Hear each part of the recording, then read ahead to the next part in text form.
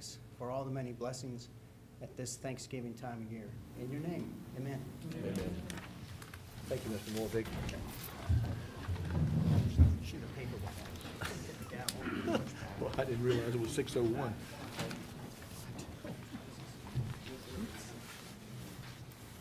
Well, item 4, a request to postpone and change the order of the agenda. Mr. Chairman, I'd like to propose that we move item 11C to the consent agenda. Mrs. Maslow is not here. She actually is in the free clinic right now next door, so she can't be here tonight. And I think we recognized her when we went to the Her 80th birthday. Her 80th birthday. Any other questions? Okay. Move to approve the agenda as amended. We have another. Oh, sorry. We have another request from staff to add to the consent agenda the resolution that we discussed in our workshop the other night on the wastewater consent order from DEQ for the, Fighting Creek, that's right, Fighting Creek versus Dewey Creek. You want to put that on the consent agenda? We can add it, if we would rather have a discussion on it, we can. I think we should. I don't think it should be on the consent agenda. Okay. We'll add it as an action item then, and we'll add that as, where should we add it as? New business, we'll add it as 10B. So we'll add that as 10B. Any other request? Now I'll make a motion that Thank we you. approve the agenda as amended. Second. We have a motion and a second. All in favor of the motion? Aye. Aye. Those opposed, motion passes 5-0.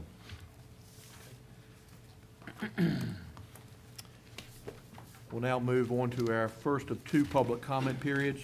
If you're here to speak on an item on tonight's agenda that is having a public hearing, you must wait and share your thoughts during that public hearing on each specific item. This is not a forum for political campaigning, promoting a business. Please keep your comments focused on the issues and subject matter over which this board has responsibility. And please keep your comments to 3 minutes if you're representing, speaking as an individual, or 5 minutes if you're representing a group. And so that we can get your name and address correct for the minutes, please sign in on the sheet when you finish or before you speak. Thank you. Quiet group tonight. So we'll close our first of 2 public comment periods.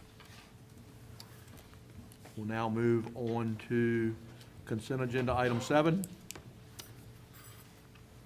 Do I have any questions, or can I get a motion on the consent agenda as presented? Motion to approve. Second. All in favor of the motion? Need a roll call, Mr. Chairman. You have a couple of resolutions on that. Okay. Mr. Williams? Perfect. Aye. Mr. Norwood? Aye. Mrs. Cabell? Aye. Mr. Melton? Aye. Mr. Tucker? Aye. Motion passes 5-0. Thank you for correcting us, Tom. We'll now move on to item 8, appointment of boards, commissions, and committees. We have one recommendation for reappointment of the Board of Equalization found on page 53 of your packet. And I'm not sure the applicant, Mr. Williams, was in your district, and had they turned their application in yet? I did not receive one. Didn't Bonnie see- hasn't received it. I know she was going back home to Seattle, was going to be out of town, and is coming back. I tried to reach her today. She's traveling today. So if we could defer that to next month, I'd appreciate it. I'm fine with the deferral. I know Mr. Williams is very excited that she agreed to serve, so let's wait till we get an application. If she chooses not to send it in, I guess you could go back to the drawing board. So, Yep. Okay. I'll have a backup. Okay. So we have a motion to defer the appointment of, on the Board of Equalization. Second. We have a motion and a second. All in favor of the deferral? Aye. Aye. Okay. We'll now move on to appointments or reappointments to the Library Board or trustees found on page 57. And Mr. Williams, that's in your district. The ladies agreed to continue to serve. I think it's wonderful that she's not doing so. And she's served previously as Holly Stallworth. I move to reappoint her. I'll second that motion. Any other questions on the motion? All in favor of the motion as presented? Aye. Those opposed? Motion passes 5-0. We'll now move on to appointment to Central Virginia Waste Management Association. And this, Bonnie and I have been talking about this appointment, and possibly maybe we can have some dialogue, and I'll apologize if I feel like, Ramona, I may put you on the spot here. But this gentleman that's serving as a citizen at large has not made in many meetings. Johnny Mellis, who's our staff person that sits on the Central Virginia Waste Management Authority, has been attending the meetings. One of my questions is, does it create a conflict with Johnny serving on that if we made him to designate from our, He actually can't be because he doesn't live in the county. okay. So he has to move? Yeah, he has to move, yeah. I think this is an unpaid appointment, so he's probably not gonna move for an unpaid appointment, so. I know Thank where you you. can get cardboard boxes if you want. With that said, I think what I'm gonna do is suggest that we defer the appointment and that we reach out to the constituents in our area that may have some interest in recycling or waste management, and see if we can find somebody who would be willing to fill an application out to serve on this board. Second. All in favor, any questions on the motion? All in favor of the motion as presented? Aye. Those opposed, motion passes 5-0. So let's plan on in December, having that in front of us so we can get that appointment taken care of. Okay? We'll now move on to item 9A, status report on strategic action plan, found on page 67. Ted, do you have any comments that you want to make here, or? Mr. Chairman, we've made some progress on a number of areas, and we'll be discussing an update to the plan at the board's retreat on December 7th. I'm available for questions if you have any. For those, of course, the highlights that were updated were all made in yellow, so if you zone in on those, I think the comprehensive plan were two that we completed the other night, the presentation from the Planning Commission to us, and then they'll move on to their public hearing from there. So, any other questions on the strategic action plan? Yes, Mr. Chairman, one.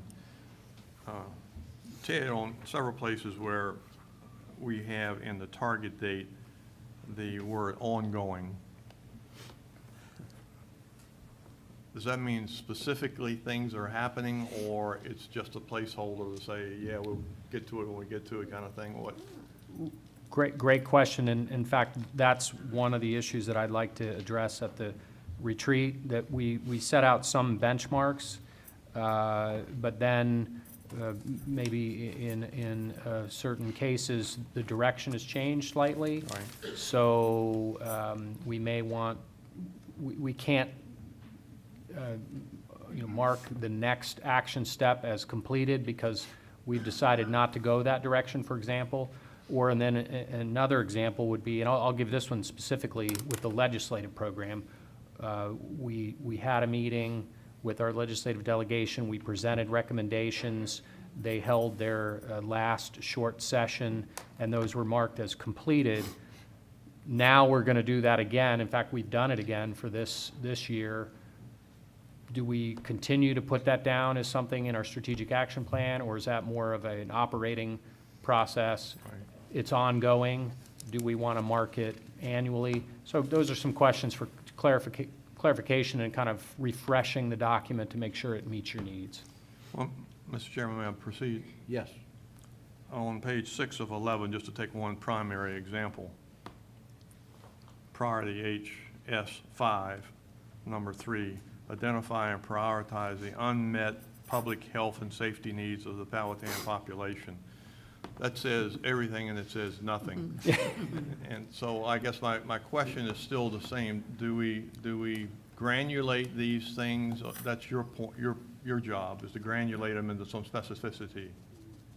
Well, and that's right. I think I would like to work on that one in particular during the retreat. Is there an area of emphasis that the board would like to focus on?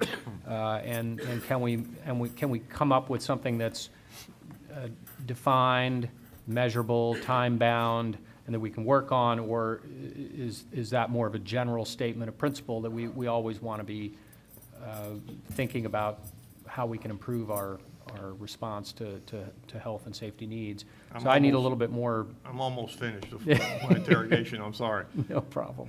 If it's a general principle, it still doesn't lend itself to something that's absolutely measurable. So I guess I'm asking at some point for you to guide us through a process of how do we granulate that down to something that we can measure, yes, we've done something, rather than saying, yes, we intend to do it, or we'll always do it, or that's a general principle. That's a great point, and there are some in the plan that are pushed out to later dates, so some of that granulation, if you will, has not been done yet in a couple of areas, and so those have sort of 2018 Right. timelines.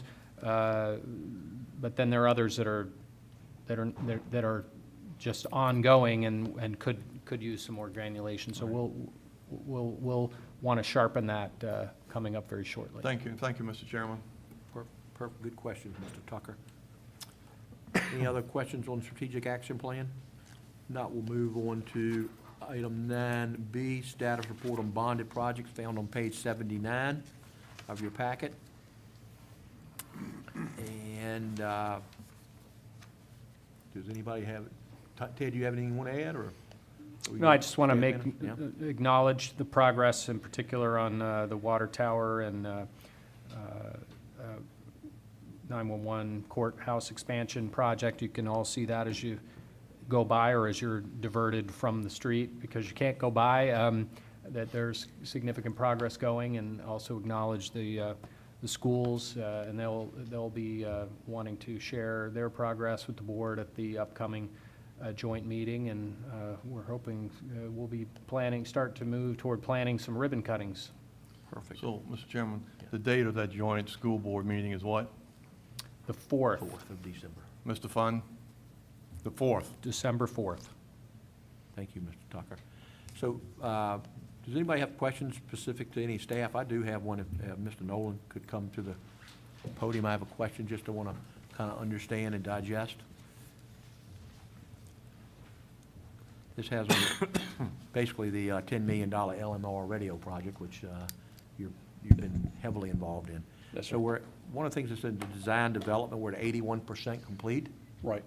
Can you kind of share just a little, without going into so much detail that it overwhelms us, but? Yes, sir. What does Well- 81% complete mean? Essentially, what we're working on now is the specs and the overall requirements the LMR RFP is going to have in it. And that 81% reflects the amount of work that's already been reviewed by us, internally customers, and by the consultant. We're really close to about 90%. And what we hope to have is that by the end of this week, all of it done, ready for submittal for the RFP to go out on the street. Perfect. That's what we're hoping. So, and does that include location of towers, or is that a whole, we have a tower budget of, in this project, but is that location of towers? No, sir, it does not. What we want to do is we want to give the veteran community respond to that, indicate where they will provide the tower locations on the best coverage. It puts responsibility in their court. Okay. By doing so, if we say this is where we want the towers, this is where it needs to go, it takes a little bit of responsibility off of them and puts a lot of responsibility on us. So basically, we would set parameters on the ability to communicate effectively and thoroughly and all the other Right. adjectives we want to use, and they would say, here are the tower locations that need to be placed to achieve that goal. Yes, sir. Okay. And so, once the RFP goes out, then they would start their tower work. So where I'm trying to go with all this is tie it together towards our broadband initiative too, because as we start facilitating the broadband communication, accessing some additional towers are going to be important to that project. So I'm trying to It's been, get all this in my head of how we can implement and tie it all together in a quick fashion. any tower that's going to be built by our LMR vendor that's going to be paid for by the county will surely be accessible to the broadband SES. And we'll make sure that happens. We'll do everything we can to make sure that we provide the space or electricity or whatever it may need. We've done that already with our Mitchell Road Tower, Right. and we worked diligently on that to get that to happen. And so thoughts are, we've got an inventory of our existing towers, and our consultants, broadband consultants are using those to start addressing gaps, but then once these are determined, they could better facilitate, in my eyes, filling the gaps off of those towers. also. That was definitely one of the clear messages we will, we've been following with the mindset, that viewpoint. We hope that those towers will be accessible, will be accessible, and hope the broadband company will utilize those towers. Perfect. Well, thank you for what you're doing, and I'm glad you're at 90%, so let's get it on the street and let's get going. Yes, sir. Thank you. Any other questions on the bonded projects? Yes, sir, Mr. Chairman, I do. Go ahead. Ted, you can weigh in here, or anybody on staff. The courthouse expansion is my question, and it's listed on our agenda here as 2.7 million, and I'm thinking the number's 3.47. So I'm just wondering, I'm probably doing something wrong, but I thought I'd check. Where's the number for how much the total project cost for the courthouse expansion is? Total budget with contingency down further down the line is 3.62. All right, let me see.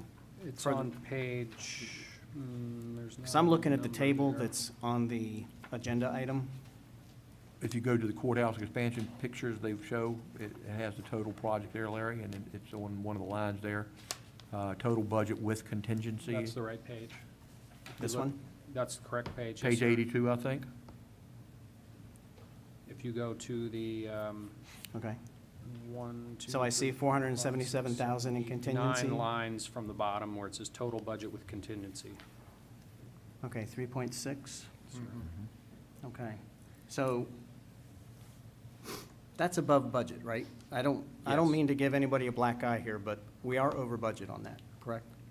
And we plan for that with a contingency fund, so, and is that part of what we're using here? Is So that what's going on? what we did, we moved some money that we saved on the water tower project to this project Right? to be able to make up, as we realized that we needed to, it came in over because of some contingencies that we discussed in that meeting that evening, resulting from, I'm not sure, can't remember off the top of my head now what those contingencies were. They had to do with construction costs that hadn't been vetted well. So we did move some money off of the water tower project to this, and then I think some additional From the capital maintenance capital reserve. maintenance reserve fund to make up the shortfall. And we added a little bit of contingency. I think our comments that night were, we better make sure we come in on budget or under budget. And We had a 10.6% contingency fund because of the age of the building, I remember. And so did we not use that money and we took the water tower extra, so to speak? I'm just trying to Right. connect So the dots here. At this point, we have not used contingency. What we did is Okay. we moved savings from the water tower and savings, or reallocated capital maintenance reserve money into this project Right. to give it a new number, which includes a contingency of 477,000. We have not used any of that contingency yet. Okay, We are over the original estimated budget. We have not used contingency. We hope not to use contingency, but by having a contingency, if we run into something else along the way, we'll not need to search for money because we'll have that unless we find something more than $477,000 worth of work. like if we So dig far, up an Arrowhead or something well, like that? that's always a thought, or some kind of drainage or foundation issue that Okay. you don't know about. But as it stands now, we are within the new budget, based on more complete information. So, Mr. Chairman, to follow up, if I might, Mr. Lordvik? Yes, sir. So the money that we put in there, the extra money that we put in there, if we don't use it, that is, we don't run into a foundation problem or whatever, it goes back into capital maintenance? The board we would recommend you reappropriate it back to that place, yes. We would love that. Yes. we're- That's- Just for edification, we are $28,000 in additional fees that we have. If you look at the lines there. Right. We had a special inspection that was 17,000 and then a construction material testing of 10,500.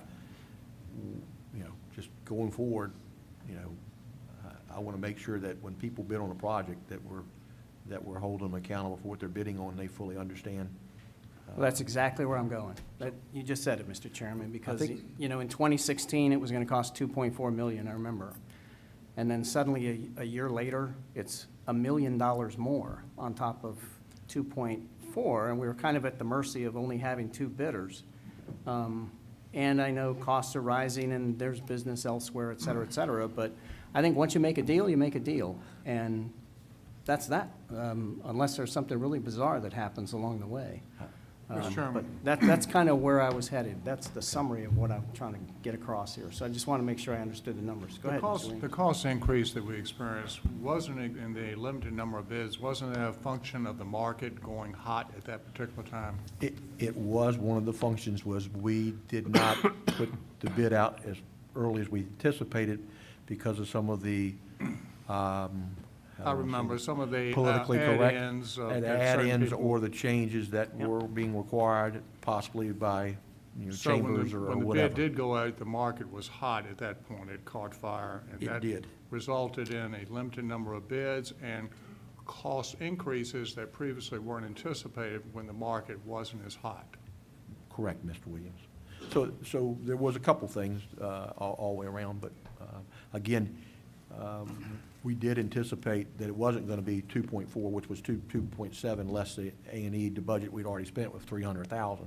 And that we knew that the project was going to come in at 3.6 with the contingency 477. So I have a lot of confidence in Ramona that she will stay on top of this project well and hold the contractor accountable to what he bidded on. So. Yeah, Mr. Chairman, like I said, I don't want to give anybody a black eye. It's not my intention. Right, I And I don't understand. think there's any wrongdoing at all. I just think we have to be mindful that a lot of people perceive government as being an easy mark as far as being able to raise prices and the government will pay anyway. You know, if I take my car in for a brake job and the guy says it's going to be $400, when I go pick up my car, I expect to pay $400. I don't expect him to say, well, you know, business has been so good that, you know, I just decided to charge $600. You know, that just doesn't work. Now, if he finds something when he's working on my brakes extra, he says, you're gonna need a, you know, a new axle or whatever, then, okay, I'm expecting a cost increase. But I just wanted to, I wasn't quite sure what these numbers were telling me, and I wanted to make sure that we're being good stewards of the money. So I'm satisfied with the conversation. Thank you. Thank you. We do have a time certain, but we're a little running behind, so we're going to move on. Unless anybody else has any questions on bonded projects, we'll move on to 11 and go back to 10 after we finish those situations. We're now going to move on to certificates of appreciation, special resolution proclamation. The first one is I'll just do from here. It's a supervisor service award. Mr. Norvig and Mr. Voorhees and I attended VACO.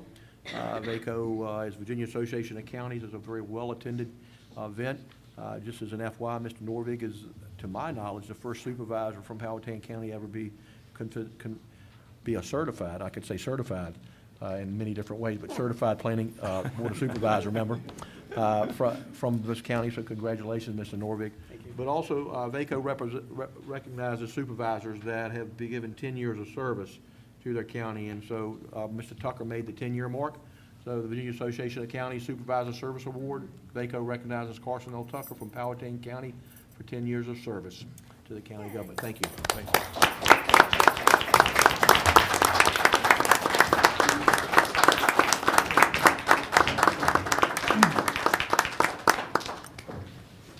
Okay, we'll now move on to item 11B, Proclamation 2017-20, recognizing Dr. Martin Luther King Jr. Youth Day and Mentoring Day. And Ms. Cabell's going to take this for us. I think we've got some representatives from the group here.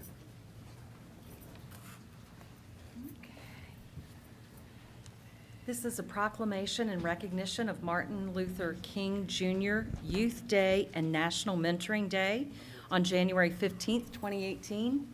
What do you want? What do you want to do? You good? You have anybody else? Sure? Yes. Okay. Good job, Angie, bringing the youth down. Yes. Whereas Monday, January 15, 2018 will be celebrated throughout the land as Dr. Martin Luther King Jr. Day, a day set aside to honor a man who stood for peace and equality and who was the recipient of the Nobel Peace Prize. And whereas January is also National Mentoring Month, and the County of Powhatan recognizes the need to increase public awareness of the importance of youth mentoring and the benefits it offers to youth in our community. And whereas the members of Little Zion Baptist Church have joined together with other community members serving from all walks of life to organize a community event that would serve to the achievement of honoring both. And whereas the youth of Powhatan community, under the guidance of mentors, have joined together to present a program honoring Dr. Martin Luther King to the Powhatan community on January 15, 2018. And whereas the organizing of this program has had a positive impact on the members of the Powhatan community and has been meaningful for both adults and youth. And whereas mentors giving guidance and leadership to youth in the Powhatan community have been compassionate volunteers with broad areas of knowledge and expertise that serve as role models and build positive relationships with the young people of our county. And whereas organizing this program has provided an opportunity for the youth in the Powhatan community to create unity and awareness, build their leadership skills, and to encourage their peers to do the same. I present this in the form of a motion. Second. Motion and second, all in favor of the motion as presented? Aye. All right. So, Ms. Gray or anyone else would like to add anything? Yes, on behalf of Dr. Gregory L. Beecham, pastor Little Zion Baptist Church, and the 2018 Breakfast Committee, we thank you so much, and we look forward to seeing you on January 15th. Thank you. Ms. Gray, before we clap or say anything, so just for the people in the public, what time does it start? It starts at 8:00 a.m., and we hope to be finished by 11 o'clock, and this will be the first year that we'll be at the Powhatan High School. That was the change I wanted people to note. That is no longer at the United Methodist Church. They've been gracious to host it. I have attended this event for numerous years, and I'll tell you, I come away fulfilled every year. I would encourage you, if you have not, you need to come. It's a lot of energy in that room and a lot of cool community things going on. So thank you all for what you do, and it's a wonderful event. Looking forward to it again. So, Thank you so much. any other comment? No. No, I know.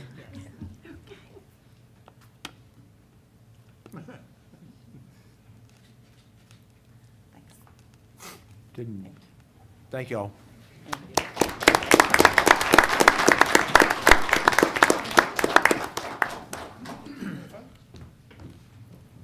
We'll now move on to item 11D, recognition of the Powhatan County as a heart-safe community. I think Chief Singer is going to begin this and then turn it over. I'm going to introduce the people that came down tonight. We have Kevin Dillard and Lori Knowles from the Rappahannock EMS Council. They're the ones who administer the Heart Safe Community Program here in the Commonwealth of Virginia, and I'll let them come down. They'll give you some information on the program, and they have an award for us. Perfect, thank you. All right, thank you, Chief. It's our pleasure to be here with you tonight as the organization that administers the Commonwealth of Virginia Heart Safe Community Program. And basically what this program is where your chief and his team have gotten together to make sure that a certain percentage of the population of the county is trained in CPR and how to use AEDs. They've worked in partnership with law enforcement, the sheriff and his team, to make sure that the deputies have training in CPR and AEDs available, and also ensuring that AEDs are available to the public, whether it be in schools, the YMCA, churches. And I was very impressed when I walked in here tonight and I saw your AED on the left-hand side at the front door, so good job on that. So this is a very prestigious award. You're only the 5th jurisdiction in Virginia to achieve this. So you're joining the ranks of Stafford County, which was the first in the Commonwealth to achieve it, King George County, the city of Fredericksburg, and the greater Williamsburg area. So you're the 5th jurisdiction, and we're very proud to be here tonight to present the award to the chief and his team. And we also have some signage that you can put up in the community, and you can, of course, get more to put up wherever you want to let everybody know that Powhatan County is now a heart-safe community. So congratulations, Chief.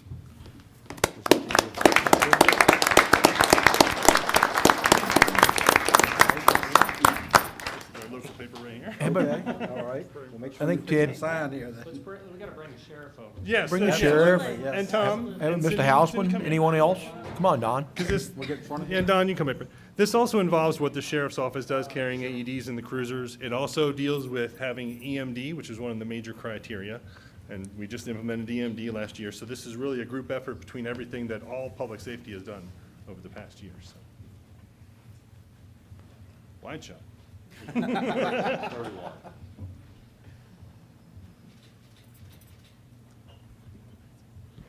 Thank you.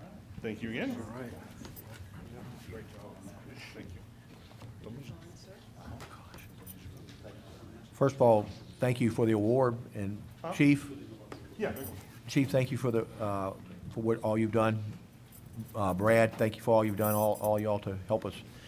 It used to, probably didn't mean much to when I was younger, but as I get a little older, I'm glad we have IEDs in the county. So. Like to know where they are. We'll now move on to item 11E, recognition of Cindy Gillespie for being awarded the 2017 Governor's Emergency Medical Service Award. Tom, you're going to take this? Yes, sir, I am. Thank you. Mr. Nicholas, yes, come back up here. Ms. Voorhees is coming down as well. It's my pleasure to let you know that Cindy Gillespie is the first person from Powhatan, not only the region, Dempsey region we are housed in, if you will, for the Medical Emergency Association. She won that back in the spring and did a nice article on that. Thank you.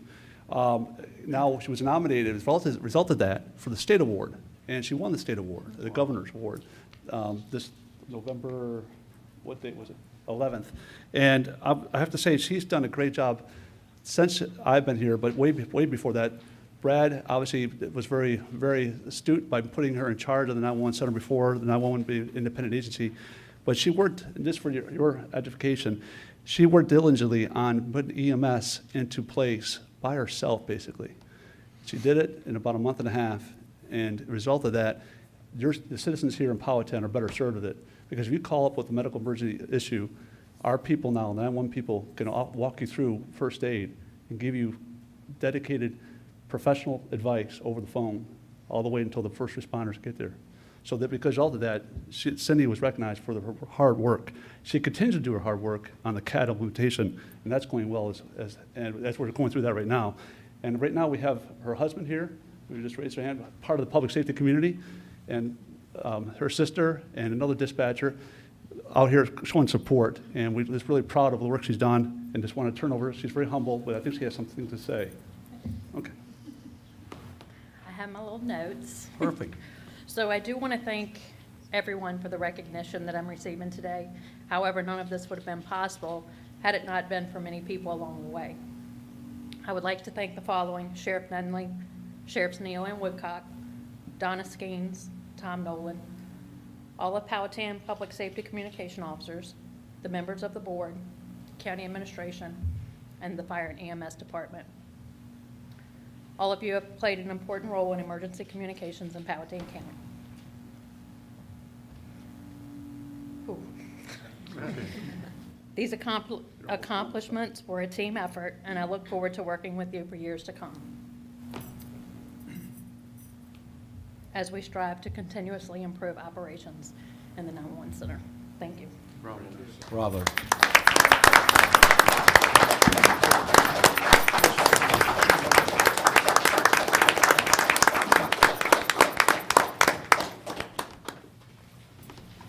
Cindy, while you're getting your picture taken,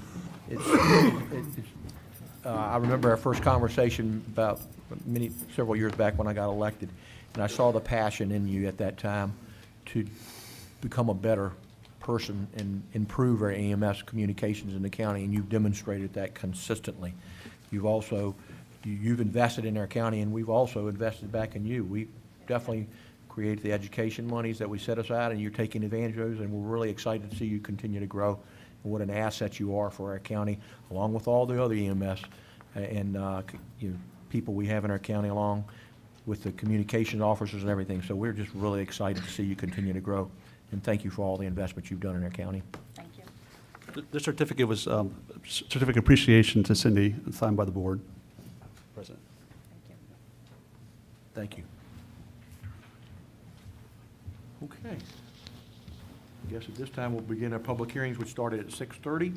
We'll move on to public hearing, ordinance 2017-31 to rezone approximately .583 acres of land being a portion of tax map 26B31 owned by Ashley and Robert Welch.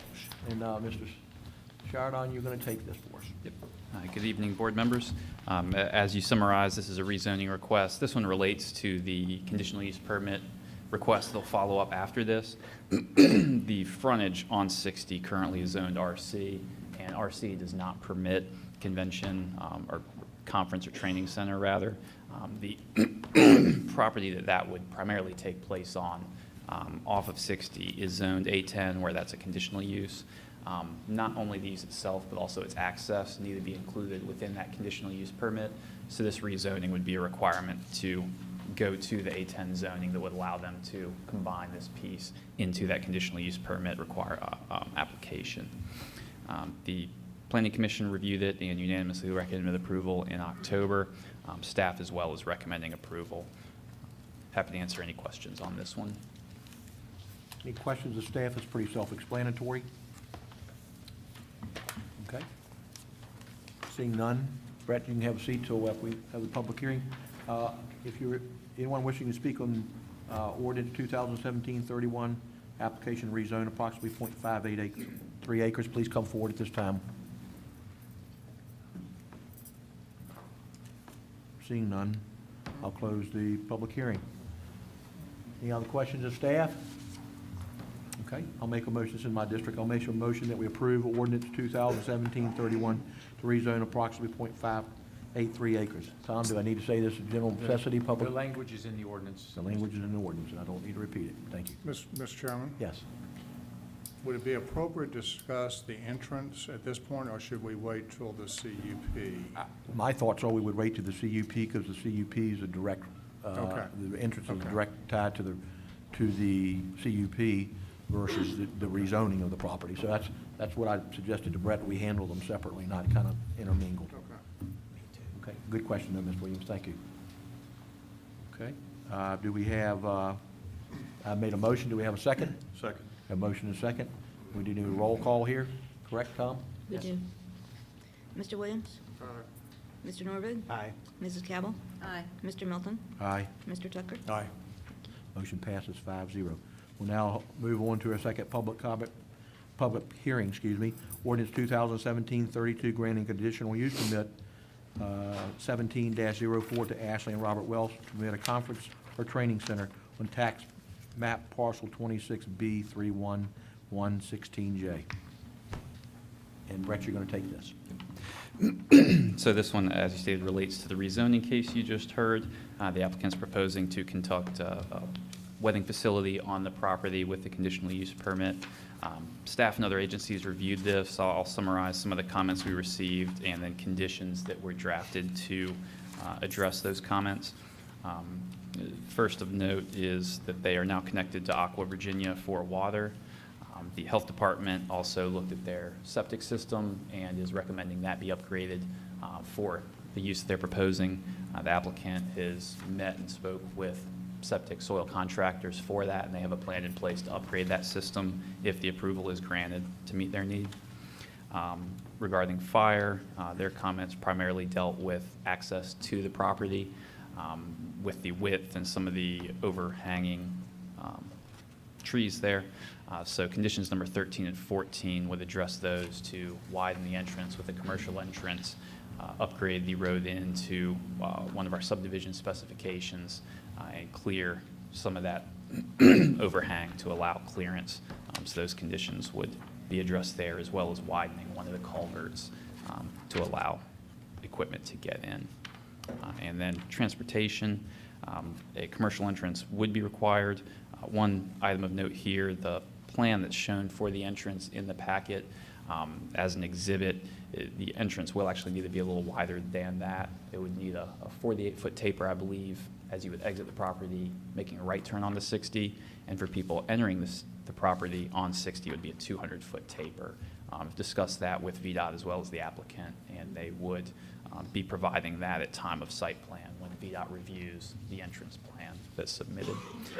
The condition that we had for that didn't specify the actual width. It just requires that it meets VDOT specifications, so that condition still would meet this requirement. As well as providing traffic control. The crossover there is not of the full 200-foot width for a VDOT compliant crossover. So looking at how do we handle that for this temporary use, and have arrived at traffic control there. So hiring a professional traffic control company or with our deputies as needed to handle the traffic flow there. The public comments, staff has just received one comment by phone from a citizen in the nearby area supporting the request, requesting approval. Planning Commission, in their review, recommended approval 5-0 at their November meeting. And to just go through and discuss some of these conditions that the Planning Commission recommended, 1 through 4 are just standard conditions that we have on most of our conditional use permits. So those would be the applicant consenting to annual inspections by the planning department to ensure compliance with the conditional use permit, the applicant agreeing to these conditions.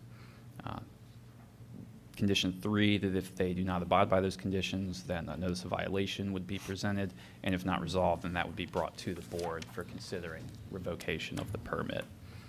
Number 4, the CUP, this is kind of a catch-all, would be in compliance with all local, state, and federal laws. Number 5, the site plan would be required. Number 6, address numbers would be a minimum of 4 inches in height, reflective, and located so they're visible from Route 60. Number 7, because our sign ordinance doesn't address wedding-type venues specifically, without this condition, the permitted signage there on 60 would be 50 square feet, I believe, rather large for this use. So proposing this condition to have a sign more in keeping with the use. So that would limit it to 20 square feet in area as well as 8 feet in height. Number 8, addressing sound, the use of amplified music, public address system, bands, brass or percussion instruments, disc jockeys shall be permitted only within closed buildings or tents, except for during outdoor wedding processionals or ceremonies less than 1 hour in duration. Said use of amplified music, PA, or similar activities outside of a permanent enclosed structure shall begin no earlier than 10 a.m. and then no later than 10 p.m., and no activities associated with this shall exceed 60 decibels beyond the property lines of the subject property. Number 9, the facility shall close no later than 11 p.m., except that on December 31st and January 1st of each year, it shall close no later than 1 a.m. Condition 10, capping it at no more than 250 guests per event. 11, capping it no more than 120 events per year with no more than 1 event per day, and defining that a single event shall last no more than 24 hours. Also requiring that the applicant maintain a log of records with the date, time, and number of attendees from each event that staff could request at any time. Number 12, with the traffic control, during events held on the property, the crossover along Route 60 will be temporarily blocked to prevent left turns on Route 60 westbound into the entrance of the subject property in accordance with the VDOT Work Area Protection Manual or any subsequent amendments to those standards. Prior to the first event, the applicant shall install signage prohibiting left turns at all times, except for authorized personnel in accordance with VDOT standards, and such language would be approved by VDOT and Powhatan County, installed at the applicant's expense. Number 13, the driveway providing access to the properties will be constructed to meet or exceed the standards of driveway for 1 to 2 lots, and references that subdivision section, which spells out the width, clearance, ditches, and things of that nature. And then number 14, the driveway entrance on Route 60 shall be designed and constructed to meet or exceed standards VDOT for commercial entrance. And then finally, number 15, the on-site septic system will be designed and constructed for the proposed use in compliance with Virginia Department of Health standards. So those are the conditions proposed from the Planning Commission's recommendation. Happy to answer any questions now or after the public hearing. Can you repeat that? Just kidding.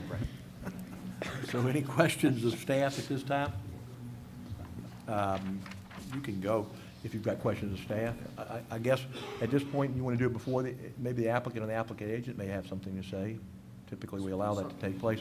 Would the applicant or the applicant agent have anything to add before, Ms. Weed? Okay.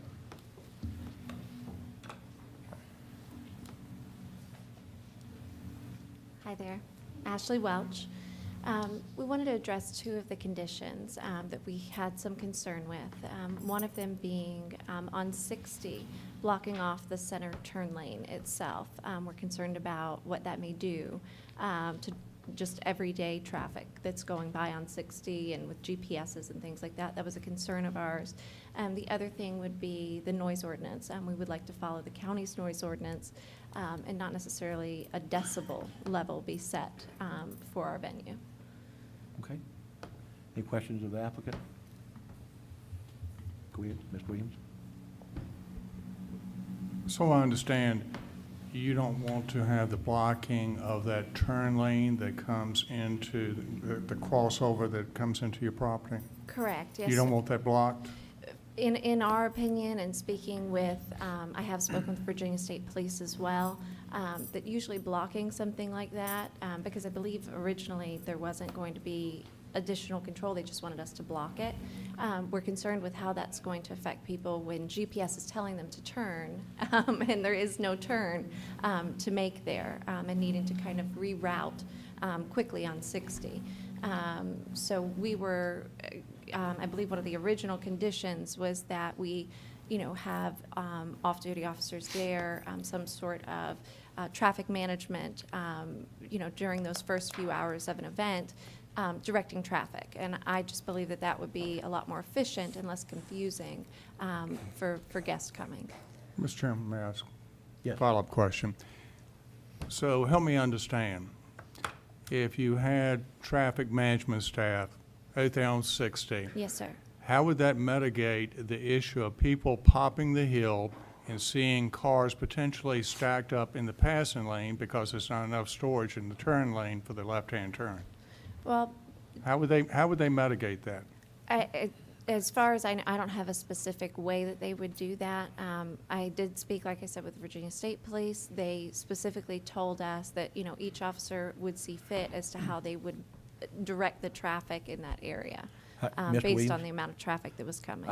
I would respond with that if she's going to hire a traffic engineer to manage that, that's what they know, they would need to know the parameters and then determine what would be required. If it's to block that turn lane at the top of the hill, or block that left-hand lane, then that's their decision to if she hires traffic management people. But to ask her what could be done, to me, she's not a traffic engineer.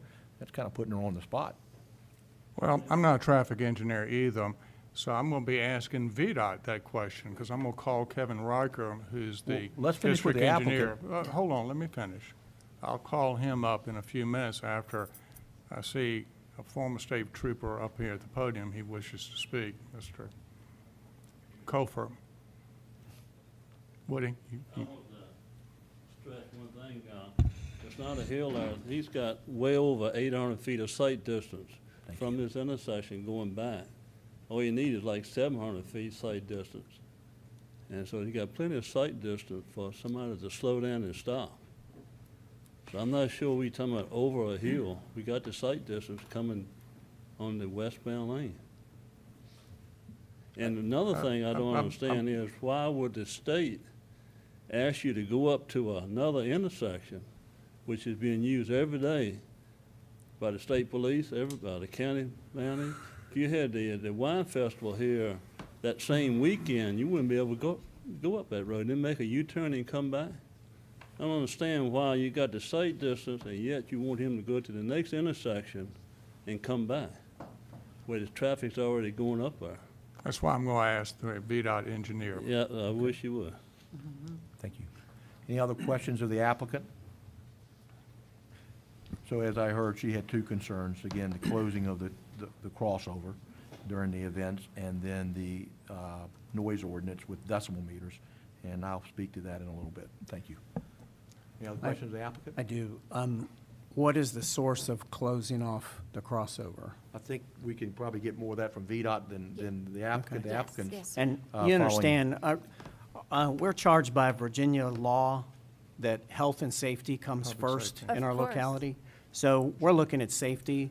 We're more concerned about that than the inconvenience of a GPS rerouting, although that can have safety implications as well. Right. And I understand that. So we're not here to grill you or anything like that or make it unnecessarily hard.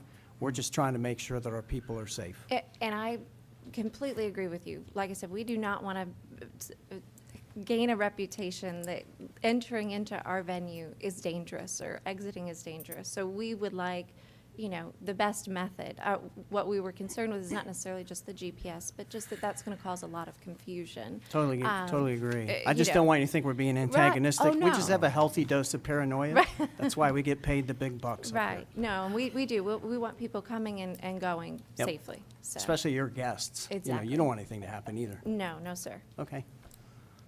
Thank you. Any other questions of the applicant? Kevin? Oh, well, let's finish, we finished with the applicant. Thank you. First, we're going to have so do we, I guess we hadn't finished with staff. Do we want to hold the public hearing and then, or you want to do Well, VDOT he's now? staff. Okay, thank you VDOT for those staff to who the sat through county. this.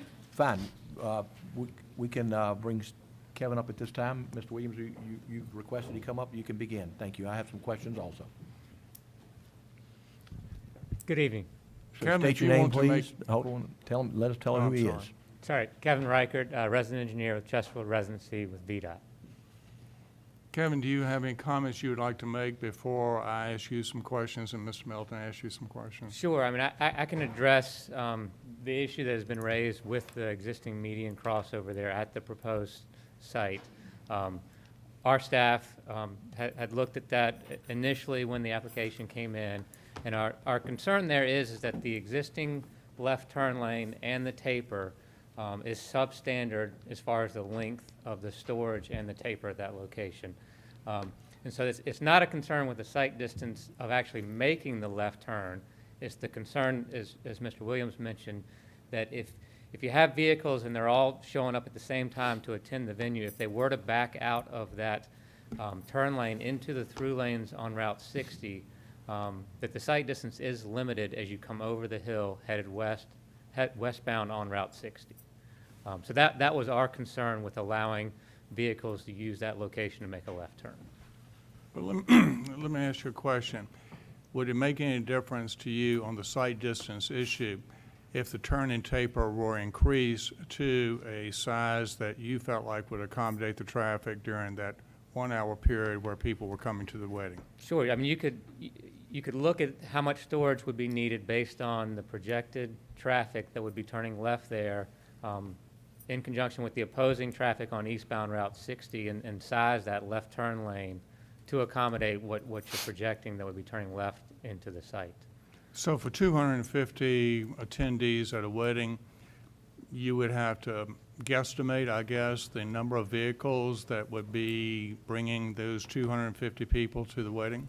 You would. You'd have to make some assumptions about how many vehicles would be going west on Route 60, turning left Exactly. into the site, and how many, based on the number of guests, would be arriving in one car to So if make some assumptions. If you were thinking, all right, for 250 people, maybe 100, 125 vehicles, you would be looking at partitioning that 125 vehicles between east and west, determining where they were modeling to be coming from. And then you would be applying, I would imagine, some standard as to the number of turns in an hour with the overlay of the background of the traffic on the road at that particular place. Correct, and I don't know the background on the road, on a Saturday afternoon, when I'm assuming these events would be going on. I mean, we have daily traffic on Route 60, but it's more focused for us on weekday traffic. So, some, excuse me, something that would be need to take into consideration is the time of day and the day of the week that these events would be held. But yes, sir, all that could be reviewed to determine what would be the necessary storage for the left turn lane. How long would it take you to get that information to us? That would be, typically, that would be on the applicant to provide make that to request. to provide the information. We would review it and either concur with what they've submitted or provide comments. So it'd be on the applicant to do that analysis. Okay, going back to the concern, and Mr. Melton and I had this conversation this afternoon, it does, to me, appear problematic to ask people to go down to the Scottsville entrance to that crossover, which is not far away, incidentally, and make that left-hand turn and be contested with, traffic crossing over. I know you guys don't like left turns. Y'all absolutely They hate used to those. not like U-turns till he told me they like them now, so that's kind of interesting to me. VDOT can change their mind, right? But, How about we can build a roundabout? David? Sorry What do you about think? that. no roundabouts. You know my feelings on roundabouts. I get confused. So that means if you did what was, the planning commission was considering, everything would be coming in to that entrance to the property from the west. So, and I noticed here on the application from staff, it says, at this time, it does not seem like turn lanes will be required at the proposed entrance based upon information provided in the CUP application. Generally, a turn lane is not warranted until it's 500 trips per day, is what the staff's document. But in my conversation with you today, you said that under this scenario, that a taper of 200 feet would be required. That's And- correct. and- For a commercial entrance on Route 60 here, a 200-foot taper is required. And the reason it's not 400 foot with the storage is because of the pond, is that correct? It would be very challenging to fit it in, yes, sir. Pontoons, you'd have to, that'd be a little Correct. difficult.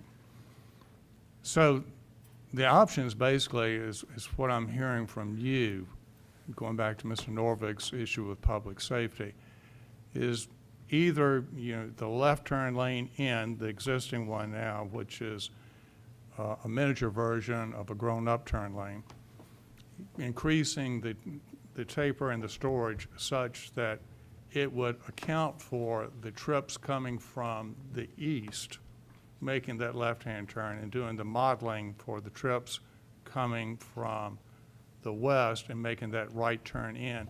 And that would determine, again, the type of taper that would go in at that juncture there, right?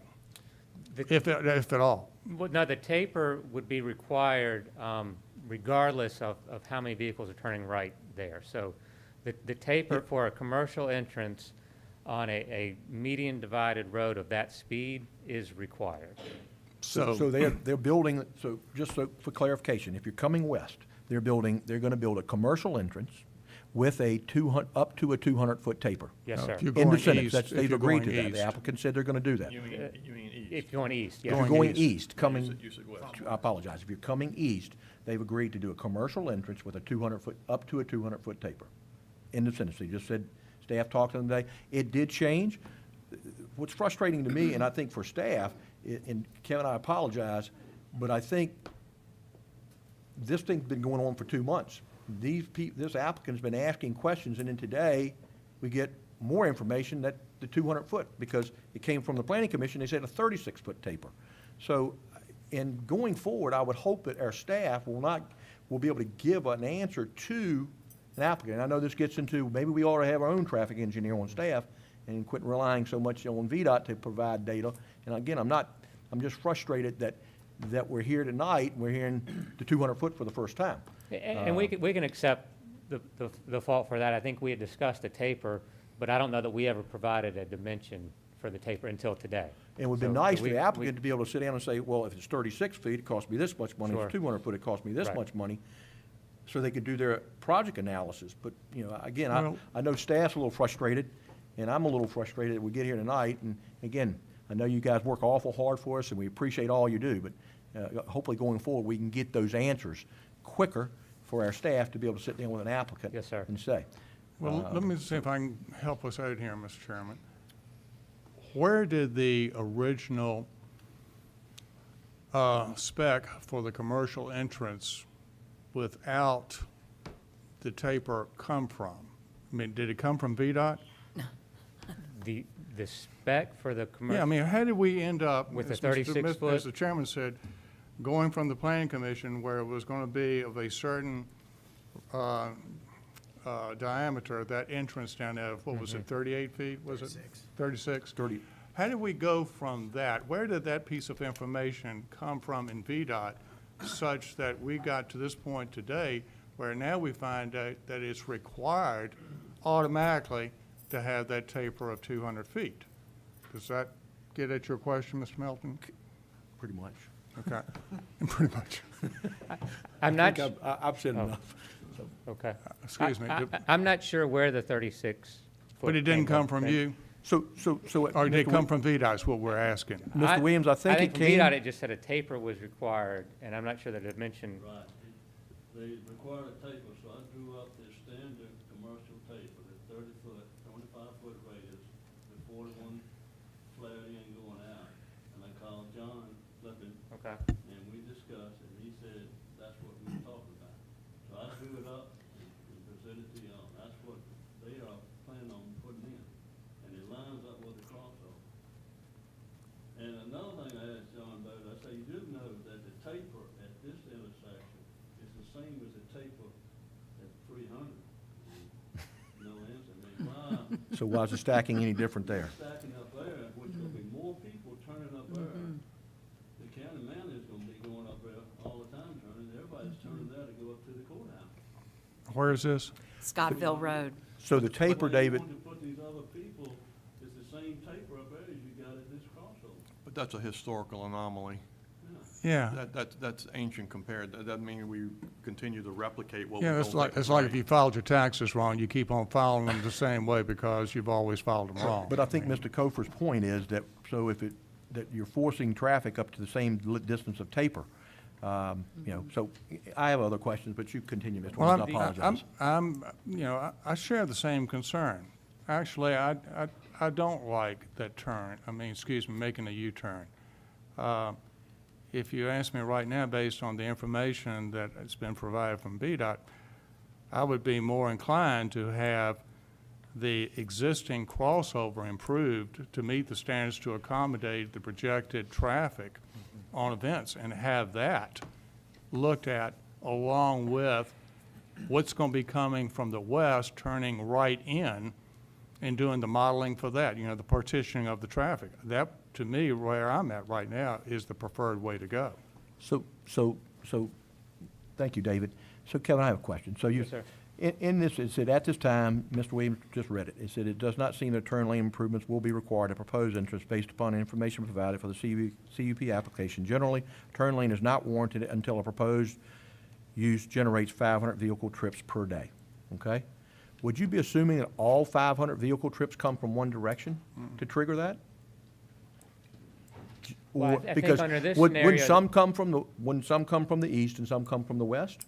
Typically you would, but under this scenario, they would all be coming from the west because you can't make the left. No, there- if we did not, if we didn't do If we didn't- the suggestion, would there be some of the traffic coming from the west, which would then turn into the commercial entrance with the 200-foot taper? And then some would be coming from the east Yes. and taking a left to go in. And you mentioned, and you and I talked the other day about traffic counts on a Saturday. So I sat there, hope people don't think I'm stalking, but I sat there for 20 minutes on Saturday and just watched the number of vehicles. At no time, and again, I'm not a traffic engineer, I'm just old country boy who got a little bit of planning and been doing this for a little while. But I didn't see at any point where that the vehicles would have a difficulty moving across that lane of traffic. And if we have a traffic management company there and it starts to stack up in the turn lane, if they have a traffic management company says, whoa, I'll stop the traffic going west for about 30 seconds, I'll clear the turn lane, and it goes. We're talking about an hour of time. I just, and I know the vehicle trips, and I mentioned this to Ms. Welsh, would really be interesting to have the vehicle counts from, say, 10 o'clock on a Saturday morning to 6 o'clock on a Saturday, or 10 o'clock on a Sunday to 6 o'clock on a Sunday, because in my eyes, that's when the intensity will be. And it typically doesn't, I know that vehicle trips, Mr. Williams gave me the count today, and it's, you eloquently said it was because of, it's the weekdays and the 5 o'clock to 7 o'clock time frame and the 7 o'clock to 9 o'clock time, but that drives a lot of those vehicle trips. But these events are Friday night, Saturday, and Sunday. So I guess, wouldn't the traffic management company be able to manage, again, and if, in my eyes, if she pays them to have a traffic management company there, and they decide that the sight distance, which I'm glad it was declared tonight, is 800 feet, which is, you basically said is really not the issue, it's just the length of the turn lane. that they would then be able to clear the traffic, clear adequately by managing and letting them decide how to manage, it's not Ms. Welch, because she's gonna run a wedding venue, not manage traffic. So, I mean, would that make common sense? It does. I think there would be concern about stopping traffic on Route 60. It So- happens daily. So let's see. It happens every day. Yeah. So it's done for the high school when they have a big event. It's done for Bonanza when they have a big event. It's done for the funeral home when they have a Okay. huge situation. It's done every day It's at done it's done Powhatan for- Middle School. Done at the middle school, it's done at the church, it's done at for the wine festival. So, again, it's done. Sure. But I certainly agree with you on, and with Mr. Williams, on looking at the projected traffic that would turn left, looking at the opposing traffic, and seeing if the storage that's available now for the left turn lane is adequate. And if it's not adequate, you could look at lengthening it. I think there are challenges in the median because of some grade, some elevation issues. You and I discussed this, I Yes. agree. But I certainly agree. But you're saying, in your report, you say that it doesn't generate enough traffic count to require a turn lane. That's the right turn lane. So we're talking about two different, so when you look at the left turn lanes and right turn lanes, those are two different issues. I don't see where it says left or right on here, it just says turn lane. Okay. So you're Well, saying- because there is a left turn lane now. Correct. There's storage, it is insufficient. And it is less storage there than it is at Scottsville. So, the storage length is less there than it is further up. Now, you could, the How many more, applicants could how many more certainly- feet would it need to be? I'm not sure. The applicant would need to determine that. Okay. So it's, What's the minimum requirement for a turn lane? our typical is 200 by 200 for a left turn lane. So that's 200 foot of storage and then a 200-foot taper. And I think they have combined maybe 100 to 150 feet there. All right. Any other questions of VDOT at this time? Just one. Basically, we're trying to get people into this place safely. Yes, sir. If we did not lengthen the left turn lane, so I'm not talking about the right turn lane into the event, I'm talking about the left turn lane. If we didn't do anything with that, what would a traffic management company do so that we'd have a safe situation if people did stack up onto 60? I think what they would do, which has been mentioned, is they would stop traffic on 60 and they would clear that left turn lane, which, you know, in the grand scheme of things is probably fine. It probably would work fine now. And that way, you try to prevent vehicles from backing out into the through lanes on Route 60. Would they have temporary, you know, and this is a serious question, would they have temporary signage like those big lighted yellow tow-behind signs, you know, that say wedding venue, U-turn ahead, or something like that? Is that part of, I mean, I'm just trying to get a picture, if we Yeah. didn't do construction on that lane, what this would look like, so I can get a comfort level of the traffic safety. That's all I'm looking for. So what does that look like when I'm coming to the wedding? What does it look like if I'm So coming Larry, I from think one of town? the things, one of the conditions that were proposed originally from staff was it said that they would be in accordance to the standards set forth in Virginia Department of Transportation, Right? which is the agency he works for, Virginia Work Area Protection Manual, 2011 edition, Revision 1, April 1st, 2015. So those would be the standards that they would be held to. Whatever those standards say, Now, those standards would be for closing it. closing it, it That's wouldn't when be they're, when they're for- saying they're talking about closing that crossover during an event. Right. So that's what they're referring to. So they're referring to putting cones up and signs to That's, close the applicant should be crossover. responsible by hiring personnel to provide traffic control on Route 60 for the events in which they shall be over 100 persons in attendance in accordance with standards set forth in Virginia Department of Transportation, Virginia Work Area Protection Manual, blah, blah, blah, blah. Yes, sir. So That doesn't sound like it closing. doesn't sound like it's saying anybody closing, it's just saying you would be required, and I'm gonna amend it to say you're gonna require 2 people to manage the traffic there. One would be responsible for what's going on the eastbound side, and one would be responsible for the westbound side. But if I believe what that's referring to is the way that county staff has written the requirements right now is that that median crossover would be closed during an event. This was the original condition that staff recommended before Okay. Planning Commission decided to put all those other Well, conditions. when it's referring to the work area protection manual, it's referring to closing that crossover. Okay, then we'll strike that. Okay, so, okay, yes, sir. Thank you. I'm just trying to move things along and get some closure here so Well- that we don't have to do a major interstate just to get people to a wedding venue, and we can all, the five of us, can feel like we're doing something safe. And to Angie's point, you know, we don't need to have a super highway here because we do have things like this go on almost every day in this county. So I don't think we need to get too crazy. I'm just looking for somebody to help me Well, feel I comfortable, have a proposal you know? for the condition I think's fair. And Okay. That's just my Thanks. opinion, and then we'll do that after the public hearing. We Either haven't had a that, or public we hearing can yet. order breakfast and keep talking about it, that's fine too. We can if you want. But any other questions of VDOT at this time? Thank you, Kevin. Yes, sir. Please stick by in case we have some after the public hearing. We'll now move on to the public hearing on conditional use permit 1704 CUP. Anyone wishing to speak, please come forward at this time.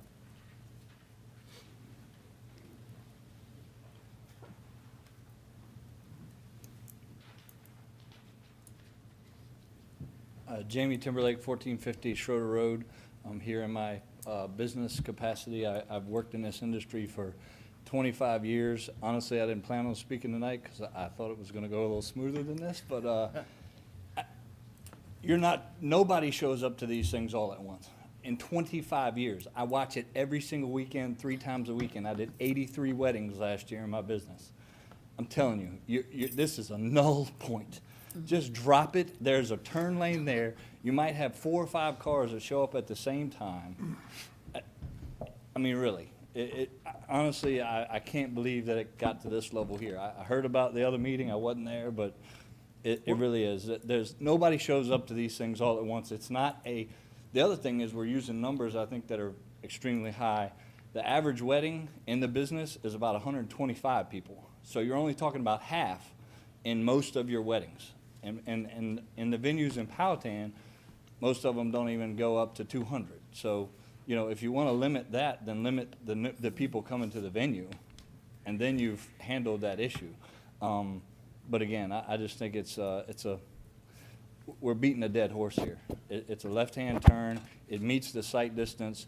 The stack up, the storage that you're talking about there, in my opinion, is not needed from watching it for 20-plus years. So, Thank you, Mr. Timberlake, for your comments.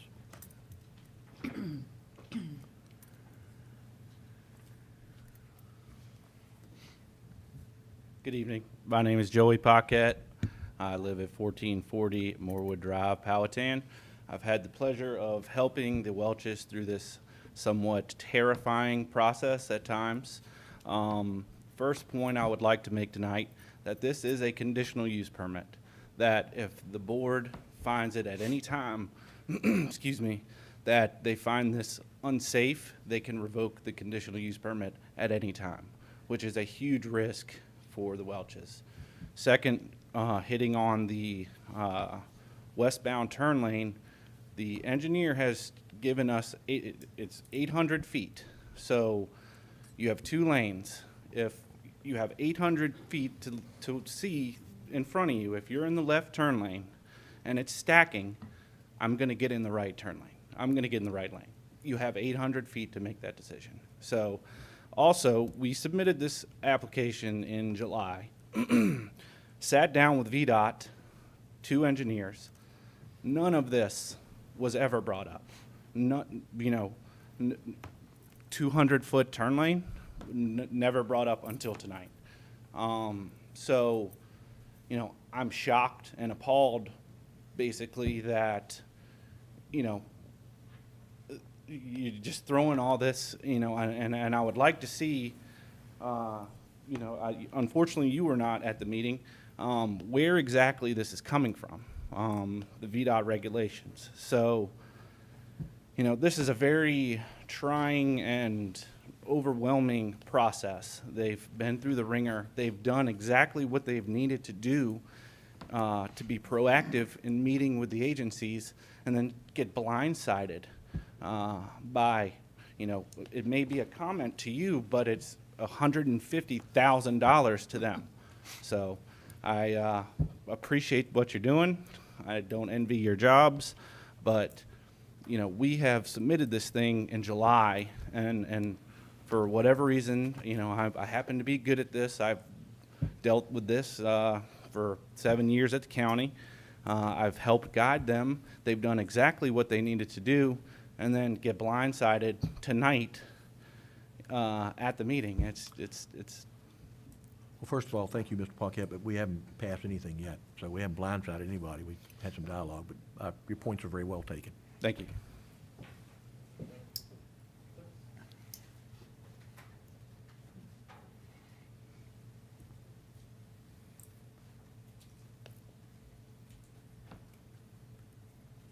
Hi, my name is Cindy Swim. I live at 3001 St. Mary's Way. My husband and I are a business owner at 4110 Old Buckingham Road, so we travel that road very frequently. In my opinion, I feel making left-hand turn lane off of Route 60 into their venue is much safer than going up to the next left-hand turn, making a U-turn and coming back.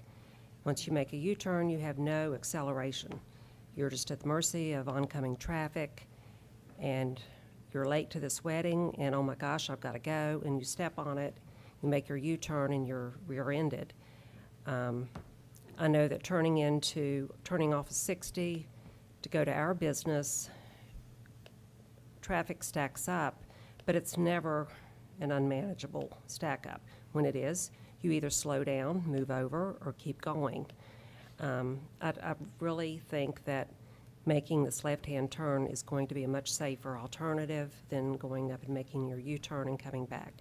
Thank you for allowing me the time to speak. Thank you, Ms. Swim, for your comments.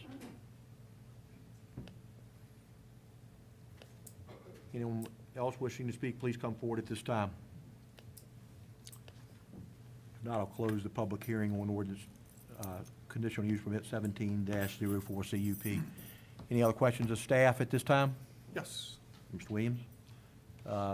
Is it Mr. Brett you're calling up, or VDOT, or? All I needed to look at was Steve. He knew I was going to be asking him some questions. Okay. Just some questions, yeah. Go ahead, sir. Welcome. One of the conditions is that the road coming off the commercial entrance be constructed to the 1 or 2 building standard on a private road subdivision. That gives me some concern. Number one, the 1 to 2 standard, VDOT estimates trips per house. I think it's 10 trips per house, so that's a total of 20 trips. So what we're talking about is probably somewhere in the neighborhood, you know, we've said guesstimated 100 vehicles. That would be 200 vehicles. But what causes me the most concern is you and your guys being able to get in and out safely to meet whatever condition or emergency that may arise. So what is it that you need to be able to get what equipment that you think that you would need if something, gosh forsakes, happened that you had to, you know, respond to a call? What do you need? Right. Fire Marshal Throckmorton went out and checked the site during the summertime back when the stuff came in. And one thing that they're majorly addressing is the entrance. Right now, the entrance is very narrow for any of our equipment. So that is a major thing taken out of the way. The cattle grate there and everything is very narrow, and it's hard to get anything in there right now. I drove down there today to look at the conditions when I got a hold of Dave, who's out of town. He said the only other major concern was between the 2 houses where the culvert pipe was very narrow, and I talked to Brett today, and that's one of the things that is being addressed within the roadway there. So I don't think we'd have too many issues. I know that there's mostly gravel there, but there is enough soft shoulder that you could get around in there. I mean, and also the clearance up to 12 feet. They've already agreed to making the limbs clear up to 12 feet, so that would get any of the apparatus that we would need to get in there back to the venue. So what would be the width that would be needed if 2 vehicles wanted to pass going in opposite directions? Again, I'm not the VDOT engineer, so. Well, I talked to VDOT, I think it was around 20 feet was the minimum. But would that 20 feet accommodate you being able to get in with a car coming out? I think there's plenty of places there where a smaller passenger vehicle or a pickup truck or an SUV would be able to get out of the way and yield to us with the measurements between the fencing that's there now. Like I said, the small cattle grates at the main entrance and the other one near the first house that'll be taken care of, then we should have no problems, and there should be enough room for vehicles to yield out of the way for us. Okay. Thank you, Chief. Sure. Thank you. Mr. Chairman, may I follow up with VDOT? Yes, you may.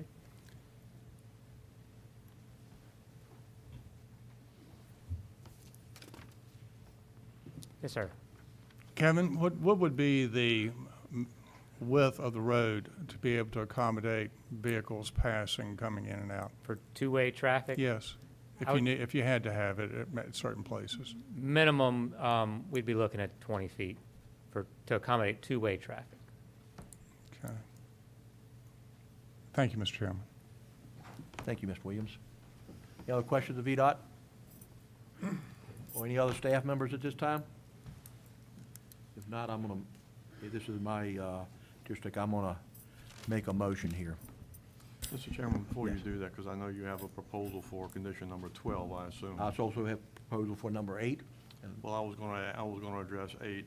Go It ahead. suggested we strike the last sentence of number 8, no activities associated shall exceed 60 decibels, and replace it with noise ordinance shall apply. So we Okay. take the decibel stuff out completely, and we just say we have a noise ordinance, it applies to this, Okay. like it does to every other And the venue. noise ordinance basically talks about plainly audible. No, I think all we have to say is the noise ordinance applies. Staff okay with that? We don't even have to say that. It does apply. It does Okay, apply. it does apply. But to satisfy, So, yes, so for those of you, if the county wants to update its noise ordinance and add decimal meters, then I think it should go through the public process and apply to all projects, not one specific project. So that's something, if we want to send some direction down to the planning department and planning staff and the commission, then let them do their job, put it in a public hearing, let the public know, and then bring it back. But I am not in support of applying to one venue over another venue, okay?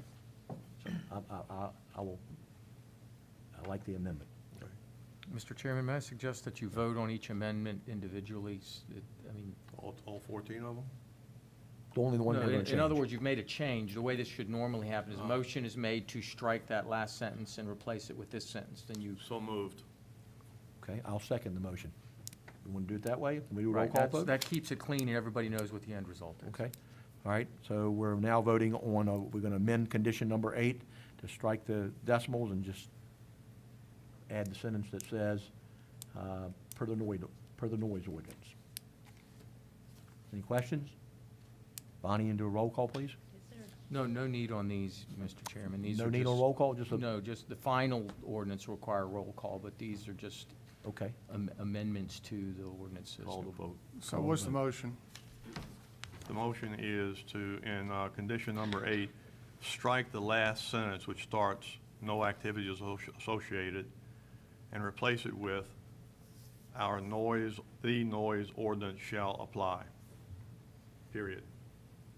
Which Tom just said we didn't even have to even put the end, it would apply. I'd rather have it in, to tell you the truth. It's very clear. Okay. So Tom, we do not need to take a vote, we do all that at the end, Roll okay? All right, so, so Brett, I have one question. So in here, we talk about the commercial entrance, and so we do not need to add anything in here that talks about, it'll basically be to VDOT. We just don't need a roll call vote. Okay. You don't need a roll call vote. All, you just need all to in take a favor of the voice amended vote. condition Sorry. number 8? Aye. Those opposed? Any abstentions? So motion passes 5-0.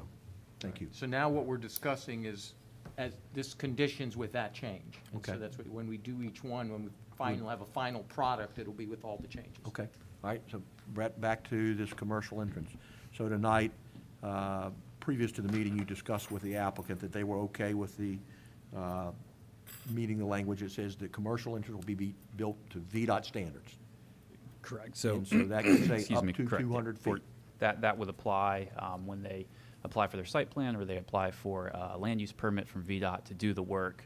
Then that plan for the entrance would be reviewed by VDOT staff and need to meet their requirements. So this condition would It's still an apply, automatic, just the they same. have to do it. Correct. Correct. They don't- So we don't need to amend that condition at all? No. to- And They the have to applicants do are it. okay?